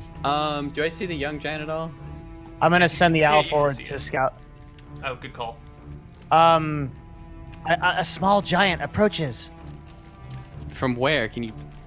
A little bit ahead, just to the right. Okay. Barbo, sneak how about you up? light up a torch? I don't want to light up a torch right now. I need both my hands. I'm gonna sneak ahead. 30 It's a feet. Maybe. Is that okay? Do you need a sneak attack or a sneak roll? Go ahead and make me a stealth roll as you move closer to these giants. Perfect. It's a wonderful stealth. move up to 30 feet. There you go. And I guess I'll move another. If you're moving stealthily, you gotta go at half speed, so you're I'll just stay here. Then your action, yeah, perfect. And then it'll be my bonus action to do the dash, and I'll ready a attack. Readying takes your action, so... What isn't the second dash my bonus action because of cunning action? So, but if you want to stealth check as well, that's going to take your bonus action. Oh, okay. Stealth is a bonus. Yeah. Got it. Okay. Yep. It's a bonus action for you because you're a rogue. I'll just hang out. The smaller giant will get closer. And it will pick up a spear, a regular sized spear that it has lying around, and chuck it at you, Barbo. Because it did see you. Yep. A 21 to hit for 13 points of damage. I'll take half. Midori, it's your turn. Charge! Can I charge again? You can charge again. You will actually get all the way to the young giant. Make me an attack roll. 23 is a hit for, again, not the greatest on the damage rolls, but one day. One day. Midori, let's tame them. 15. Team Block, a it's your turn. giant? A young giant.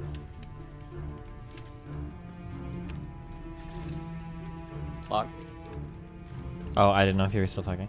I can't see anything, guys. I step forward and I.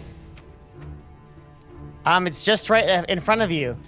Just go straight ahead. I can barely see it. I guess like swinging my spear over Midori's head. I think I'm in range to hit that, right? Within 15 feet? Yeah, you're within range. It's getting dark in here, though. It's getting hard to see.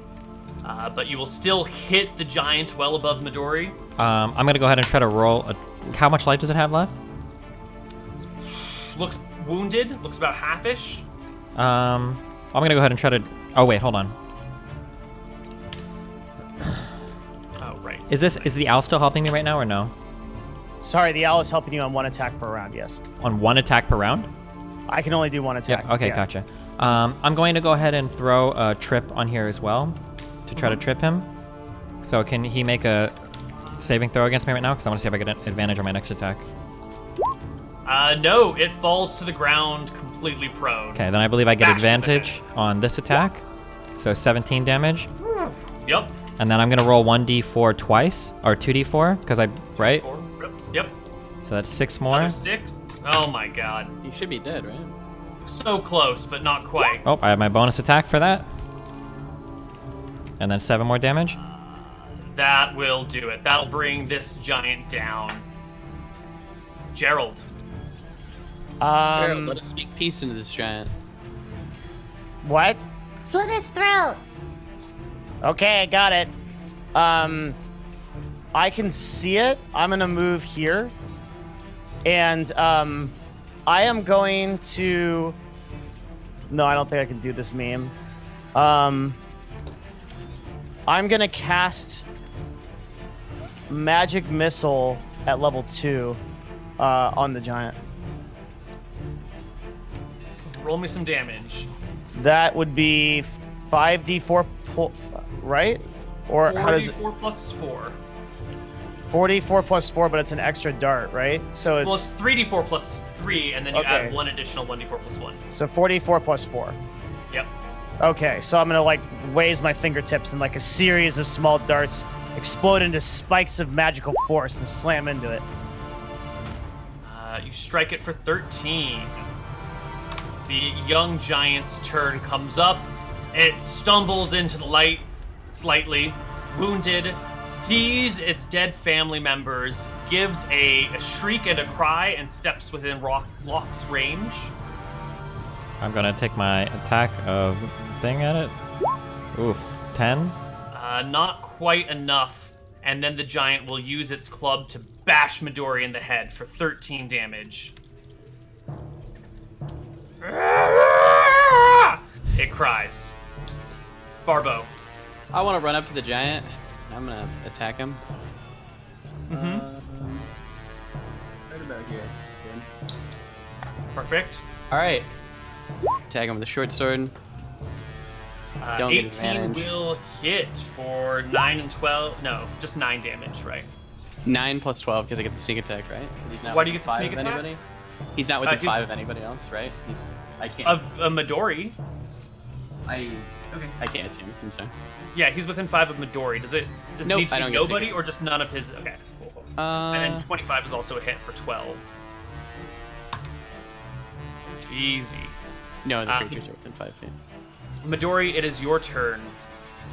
You guys are hacking through these giants at an unbelievable rate. Can I charge again from this distance, or? You need more space than this to charge.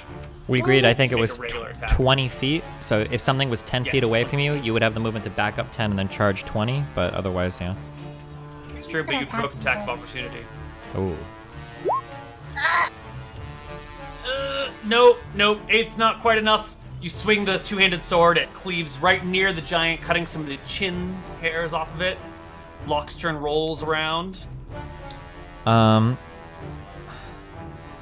If I move over here, am I getting an attack of opportunity or? No, it's outside of your reach, or you're outside of its reach presently. I'm sorry, not an attack of opportunity. Am I getting a flank with Captain Barbo? Or No, you would have to be. Looks like a flank to me. is there? Am I on top of something here? I'm stumbling. Yeah, like that's a a rock, raised yeah. platform. Okay. Can I like just step onto it? How raised is it? Since I'm enlarged, is it like 5 feet or is it like? It's like 5 feet. You Oh. can just walk up it. Yeah. You're Okay. fine. Yeah, I move to the side then in the dark. Very hard to see, but I take a swing. And I think it's so hard to see that natural one becomes a new attack against Midori. Wait, hold on. But because it's a flank, I'm getting advantage on this attack, right? But you're not flanking, remember? Because you didn't move to He where gets the bird, right? Does he Wait, get wait, advantage wait. one time? Am I not? Wait, did I not move? Captain Barbo's not on the other side The of it. bird would have the will to. Oh yeah, the bird is helping against the giant. I thought it said helping against. Okay, Midori. so you do Yeah, have yeah. advantage. Okay. Yeah. Then Oh, no, you wait, don't wait. hit Midori. Am I not on the flanking side with Captain Barbo over there? You're No. Can I move slightly more then? Is that okay? The bird's helping you Oh, already. well, so I'm- it doesn't matter. Okay. I mean, I'm taking another attack, so I mean. He wants advantage Well, for the whole 20 thing. The 22 is a hit for 14. Mm-hmm. And then you can move a few more feet to be in flanking, which is fine. 12 will hit for 7. Plus another 1d4. Oh my god.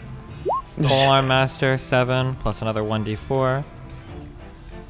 Alright, the young giant falls to the ground dead. And as the body hits the floor, you can hear nothing else going on in this cavern, just dead silence. Just for future, I guess. Sneak attack works if I have an ally within 5 feet of me, or if Okay. I have no enemies or no other enemies within 5 feet. But yeah. Right, that's the normal sneak attack rule. Got it. Yep. Yeah. Yay! After pulling my spear out of the chest cavity of this now deceased troll, I shout over to Captain Barbo. Do you need some alone time to add to your collection? I chuckle. Good one. And her chuckle echoes throughout the cave, enveloping the body of Captain Barbo. I'm glad your cheerleader's here, Locke, because if not, then you wouldn't get any laughs. Okay. More laughs echo throughout the cavern. Does anyone in here have a torch, perchance? I'll light one. I still have. I Uh, cantrip light. I'm gonna take my second wind real quick now too. Now that I'm out of combat, I should be able to use that freely. Yes. Wait, what the hell is that? I am building the pile of bones that's in the back of this thing that you've kind of gotten to before I could finish setting it up. Sorry. Okay. It's fine, but it's fine. You see it anyway. It's there. It's a pile of bones. It's a pile of bones, on top of which is a pile of bones of a giant snake. Friends, very far into the cave is some bones. It doesn't seem like there's anything else down here. I'm not too sure, but there's some strange bones over there. Let's go. Okay, Okay, is let's Captain Barbo go. lighting that torch? Wait, can I just Yeah, I can't see anything yet. Locke's spear and light it up? I have a cantrip for that. All right. Captain Barbo lights a torch, sheathes one of his swords. This is why that short sword's so handy, because now you can have a torch and still make 2 attacks in a round. Hell yeah, brother. And then how long is enlarge again? 10 minutes? Yeah. 1 minute? 1 minute. Okay, so I'm pretty much we're done. Why, are you glad to have a normal sized dick? Fucking got him. Throw him up, everybody. What Throw him the up. Hmm.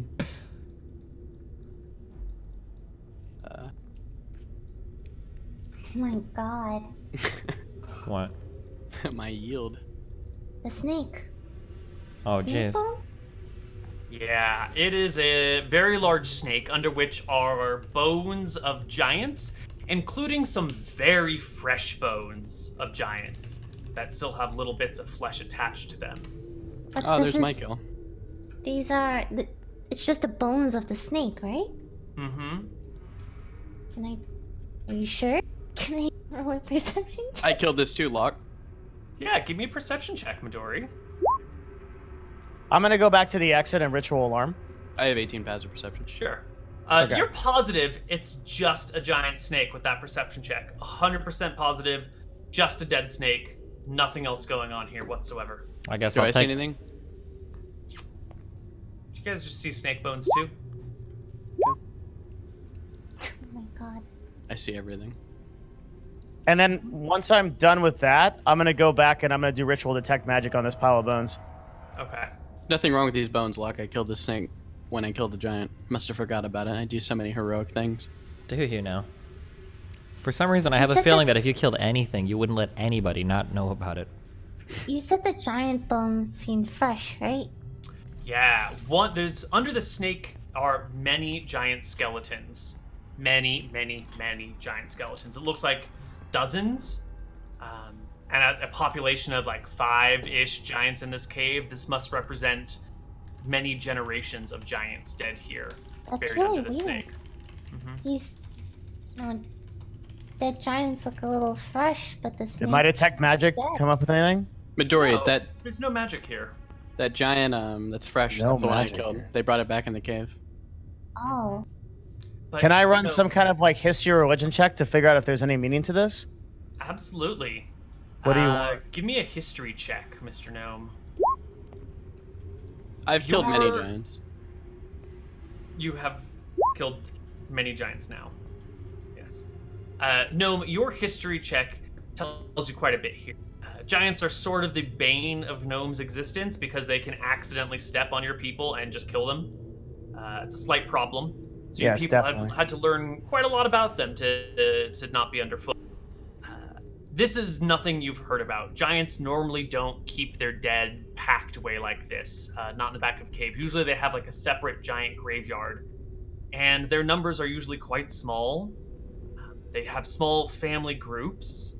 So what you're looking at here is probably all the giants that have lived in this cave in the past 500 years or so, stacked back here.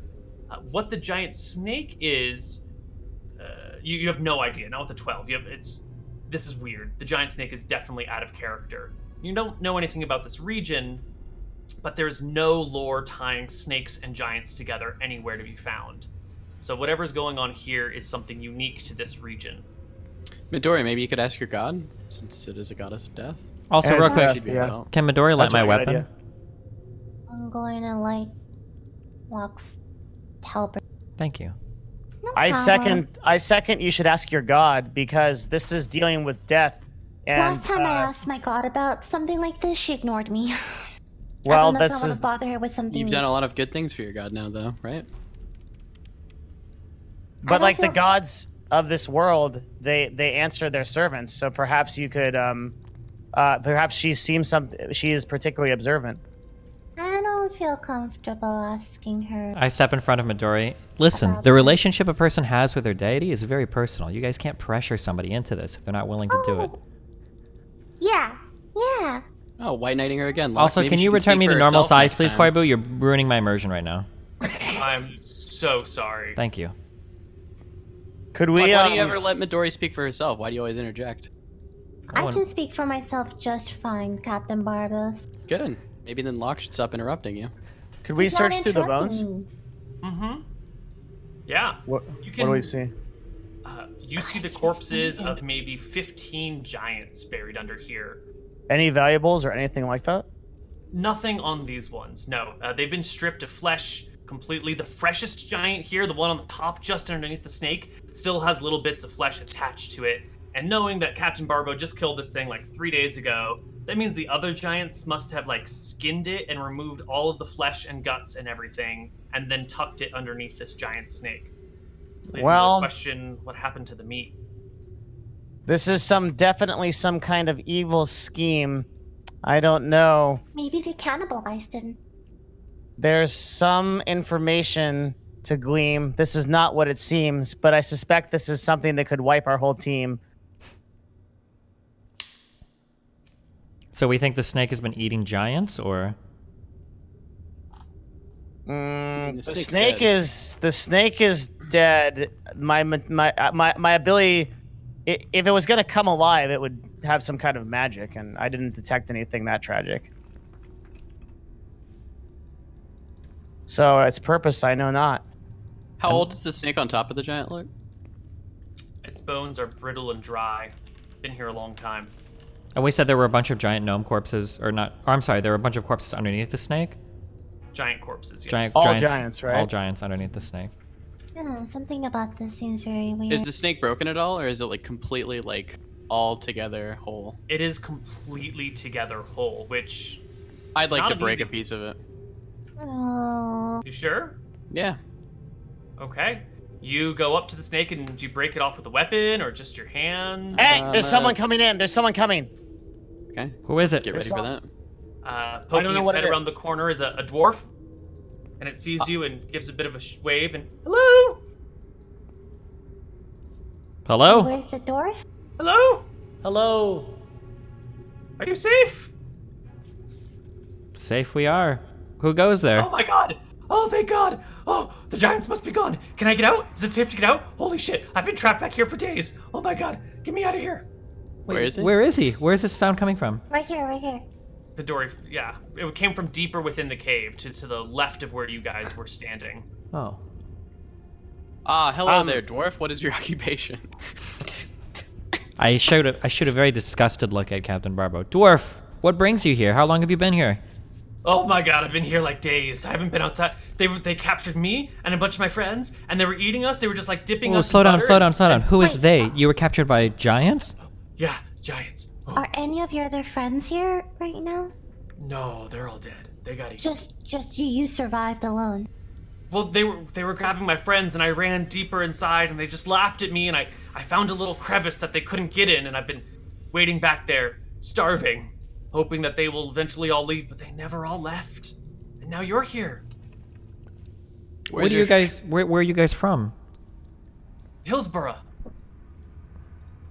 I see. Why were you out here?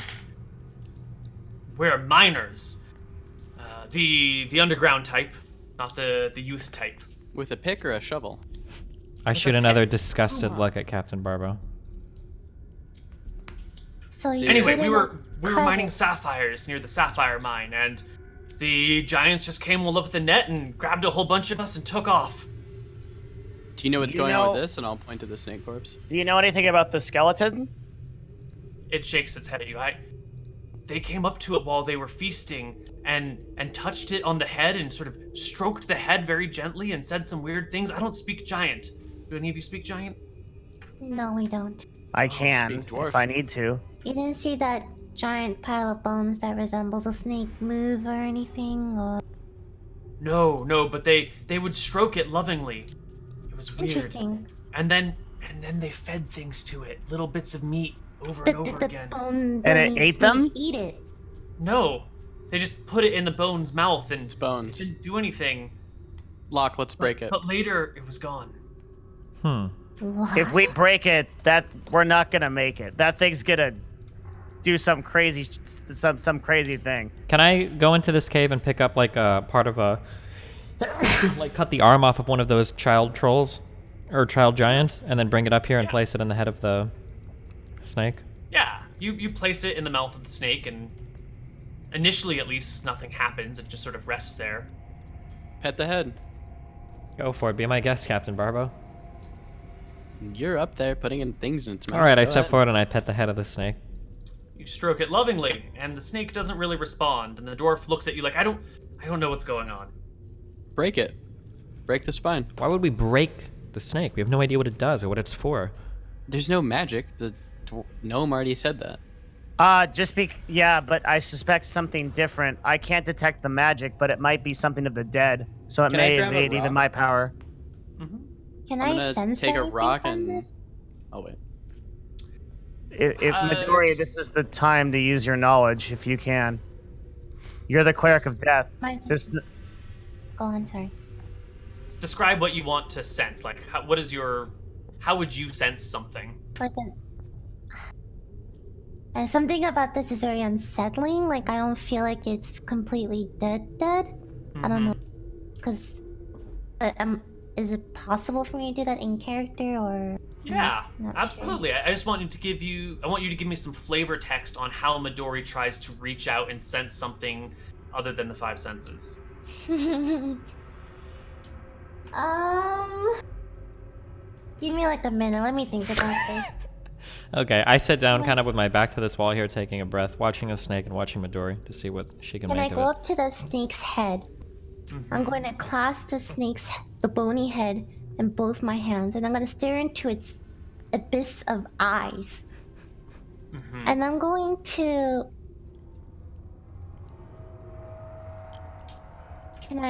Is it possible to, like, kind of pray to my god, or Yeah, you if can do there's whatever you want. anything she can tell me about this? I'm gonna hold close watch over the dwarf. So as you're holding the snake's head and staring into its eyes, you feel a sort of like a coldness emanating from it. Not like a temperature drop in the room, but you know when you're cold to the point that your bones are actually freezing, and if you go back into a warm room, your skin's fine, but your bones are still cold? It's that sort of like internal freezing cold. And as you pray to your god in your mind, you can feel that there is a connection between this snake and the spirit plane. We're going to talk a little bit for a moment about the different planes of existence. One of them is the spiritual plane, also known as the negative energy plane. And that is sort of like an intangible other area that you can't really access, but it sort of draws life force from the existing area through the ethereal plane. Most of your characters have no idea about any of this stuff, but you would know that this connection to the negative energy plane or the spiritual plane is usually found among undead, and it's where they sort of draw their life from somehow. It's like a twisted form of life where spiritual energy is attached to things that shouldn't be attached to anymore. And usually or not usually, sometimes they will drain energy from the present world through the ethereal plane into the negative energy plane. So some sort of life drain or aging effects come through this often. And there's something here about this snake attached to that plane. I see. Okay. I let go of the snake's head. I take a step back and I turn to my party very solemnly. I'm not sure we want to be here right now. Why? What's wrong, Midori? I sense something very negative, very bad about this. Maybe he might know I something. can't quite explain. Do you think it might know something about what we seek? The Philosopher's Stone or whatever it is we were looking for? If you want to gamble on that, that's fine. But I'm just warning you out of the kindness of my heart. This doesn't seem very safe. If it's his time, Midori. Okay, Captain Barbos, why don't you come step forward? I'll throw a rock at it. Well, real quick, have we searched the rest of this cave to see if anything of importance is in here? You haven't searched the area the dwarf was hiding, Okay. which is back in this direction. Let's go search through this. Yeah. What? You don't I'm have to keeping an focus eye on your the dwarf. characters. There's nothing back there. You go back, check it out. The dwarf has just been hiding in this crevice for a while now. You said that The rest of you said that giant was carrying like a bone plated with something. Are these weapons that are too big for us to ordinarily use? definitely. Okay. It's like a So- femur of a large creature plated with brass. I understand. If you want, before Barbo, if you're gonna break something on that, which I think is gonna do something horrible, I can create the tiny hut. We can all sit inside it. You can run back in it, and we can sit there and figure out what to do if this thing goes crazy. How about, are you'd we like. able to take a short rest first inside your hut? You can do an accelerated rest, right? I can at great cost. It's a level 3 spell. Oh. Yeah. Ooh. But the hut costs nothing if we wait 8 hours. And I Okay. don't think anybody's gonna come, and I can alarm everything in the cave. Do you want to do that? Can we take Yeah. a short rest inside your hut for 8 hours? Can we do Yeah, that? sure. Do we want to do the thing where I throw the thing and then run in the hut? No. Let's rest first. So we're all. You didn't throw the rock at him? No, not yet. Well, yeah, first we rest, then I can create Coward. another hut, then you can throw Got the it. rock. Cool. Yeah. Let's do it. Yep. Okay. Koibu, I alarm everything. Everything. Everything. If you want me to, if I suspect an encounter, then I'll specify. But Do you suspect an encounter? I always suspect an encounter with you. So at some point, I want you to come up with a standard alarm everything mechanic that you can devise on your own that will give you a sense of security. Because right now, alarm everything is really vague, and we're not bothering to take. Like, I can do it now. Yeah. Do you know how you would do it? Yeah, I mean, I played a wizard level 23 in Greyhawk, so I can totally tell you how I do it. Like, but do you want a list like later, or is that what you're saying? Yeah, because each alarm spell that you cast is a ritual. It's going to take 10 minutes. 10 so if minutes, you're using yeah. 30 alarm spells, then that's 300 No, I'm not. minutes, Realistically, so- it'd be like 3 to 4. Okay. Well-placed so if alarms you at can- the entrances. Yeah. So tell me so- where you want to put them or whatever. On the floor, on the ceiling of the entrance is 2. 1 on the dragon, and then 1 in the stark in the middle of the cave, at the choke point into this area. So it would be right here. Okay. So 1 alarm there, 1 And then alarm on the snake. Yep. And where was and the the other hut. one? 2 at the entrance of the cave, on both on top and the ceiling. And Cool. then I will create the hut in this area where I'm now with everybody in it. Perfect. Okay. Everyone crawls on into the hut. The dwarf looks around. What is I this put the place? dwarf in there too. Get in here. Oh, okay. Where are we? What the hell's going on? I thought I was Stop going asking. home.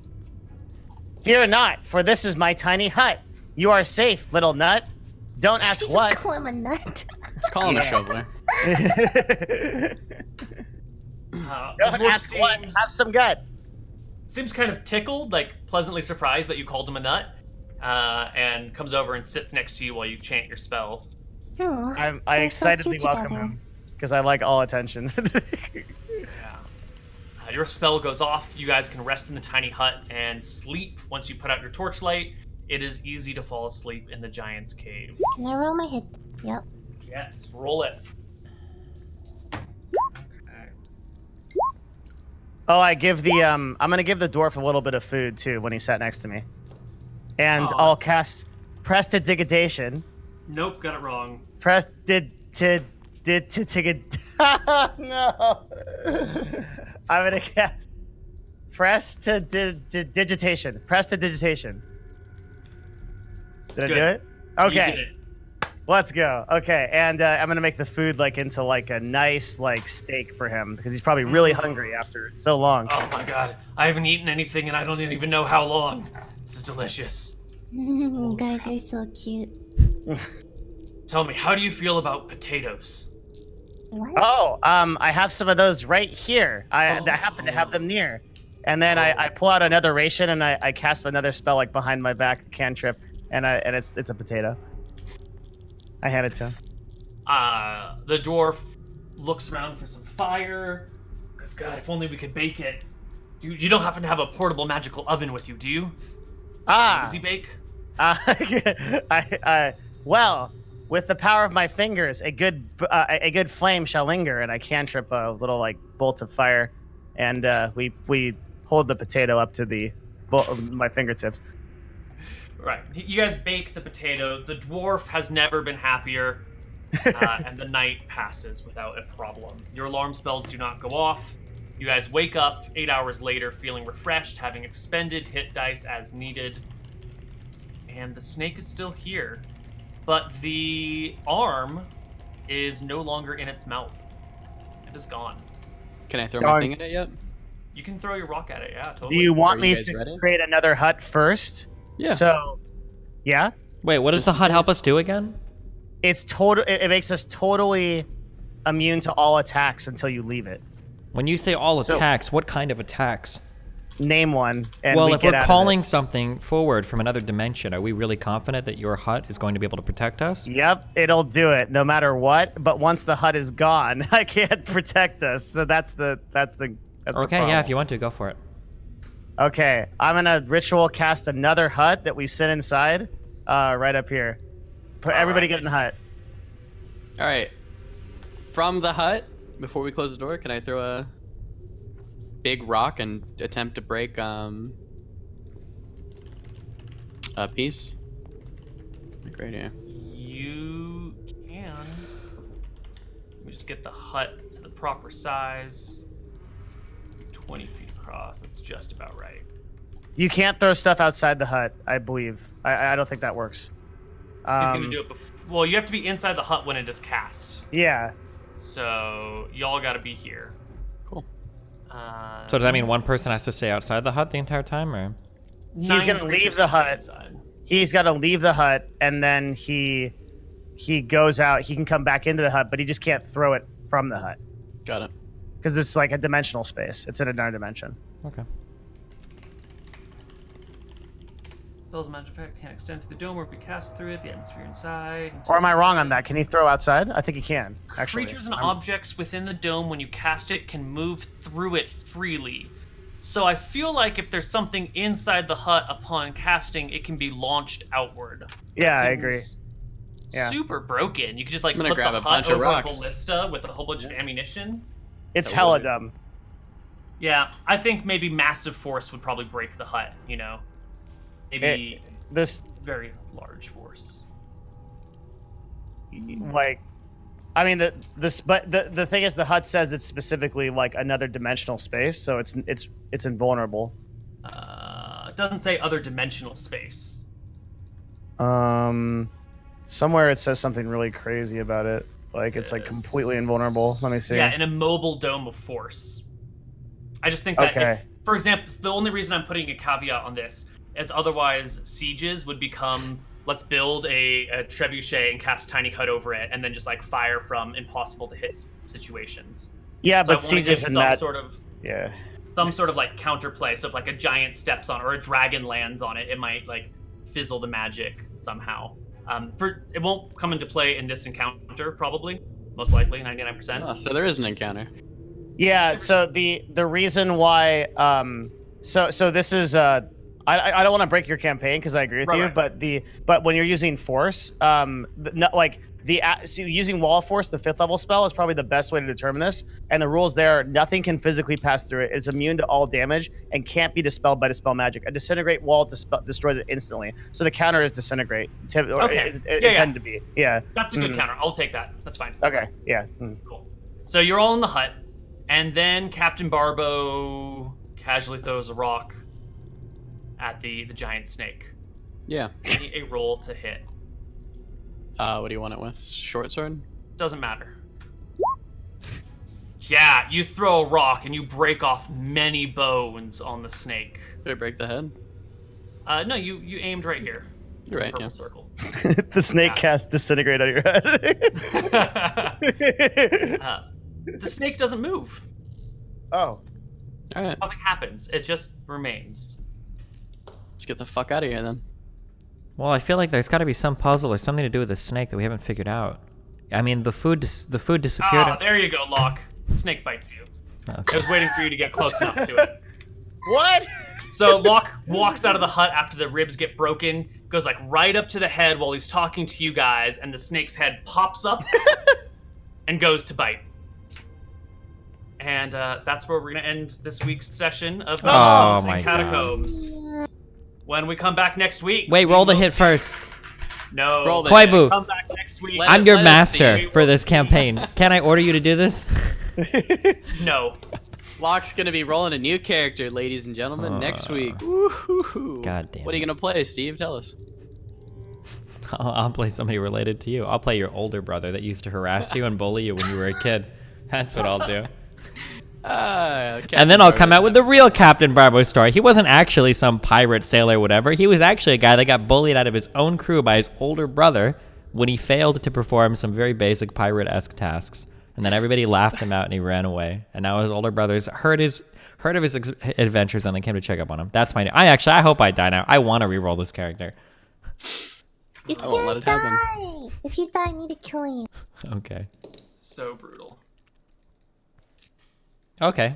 Well, are we? Yeah. Do you want to? Well, that's it for Gnomes, Tomes, and Catacombs today, everybody. Tune in next week where we will probably be on LilyPichu's channel, I believe, for this thrilling conclusion of the Mountain Giant Cave. Yep. And then Mr. Mouton, what do you got? If you want to see a top 8 in the world Dota auto chess player, go to twitch.tv/. Wasn't it 16? That guy in chat said. No, that guy's so dumb. It's top 8. I got 8th place. I beat Hafu. She was 9. I'm 8. Okay. He's top actually 8 really player good. in the world. Come check it out. Twitch.tv/. And then Mylixia. I'm Mylixia. Hey everyone, I hope you enjoyed the show. That's the end of episode 11, you know. I'm Mylixia. Twitch.tv/Mylixia is my space. I'm doing the post D&D after show at my place. So come to my channel and let's talk about the game. We'll all see you next week for more of the same. LilyPichu, where can people find your stuff? Do you have a YouTube or anything? twitch.tv/LilyPichu. And a YouTube as well, right? Twitch.tv/LilyPichu. Okay, cool. Well, I'm Destiny. Buy my merchandise, destiny.gg/shirt. It's all I'm All my promoting. merch is at lilypichu.com too if you guys are interested. Here we go. I also draw and play piano on my stream, so come check me out. I can't. Wait, show them your new shirt, Steve. I'm sure they all want to see it. Yeah, I don't have that. Oh, I can put it on screen. No, I'm not gonna do Excellent that. Okay, and then yeah, you guys know where to find me. I'm at destiny.gg. All my shit's there. And then Koibu. You can find me on everything Koibu at Koibu0. And if you want to play with me, check out my Patreon. There's a tier for a game that we have on Saturdays. That's open to whoever wants to join. When's your next broadcasted event? Like, what show are you doing next? Tomorrow morning at 10 a.m. Pacific time is Dicing with Death, where our hero, it's a single-player game, is building an undead army and trying to conquer Gadia, which is an island to the north of where the players are right now. He has successfully raised, I think, something like 50 skeletons and is currently sieging a castle with a small number of them. That's Interesting. awesome. And That's you're tomorrow you're morning. DMing a single-player campaign. Yeah, we play off and on. So I'll play until his character dies, and then he'll DM, and I'll play until my character dies. We've been doing this for like 20 years, and then we just started streaming it. Oh, that's really That's cute. amazing. Cool. You want Brad to come kill him so you can play? He Let would me know. kick your ass. Nah. Ooh, damn. Wait, what level is he? He's a 5th level necromancer, 4th level, 5th level. Okay. Oh, wow. But Okay. he's got an undead army though. So what are you gonna do about it? And then, real quick, just a question: are we allowed to multi-class on this campaign? Oh yeah, you are totally. Okay, interesting. Gotcha. I'm Okay, cool. excited. Well, hey, we hopefully should be back Wait, here. one more shout out. Is it not to tell me? Is it? Okay. Thanks a lot, guys. LilyPichu, Shout out to Mimi. LilyPichu, LilyPichu. You actually bought our web. Don't those dogs only live like 6 or 7 years? Oh No, my they live 12 god. to 16 years for a Pomeranian, okay? Wait, how's his Instagram? Does it have more followers than mine yet? How many Has more Instagram Twitter followers than Steve. Huh? How many Instagram followers does your dog have now? Let me check. I have 69. Pretty much. Nice. 69,000? Yeah. That's busted. That's a section. Nice, Look Mr. at her. Wayne. She's Snap. perfect. Yeah, I That took it. dog's a bigger influencer than me, man. Feels bad, man. Okay. It's been fun. Alright. I love you guys. We're going to cut on out of here. We will catch you guys next week. See you I'll shovelers see you- around. I'll see you all for the post show, too. Yep. Bye. See you guys later. Bye.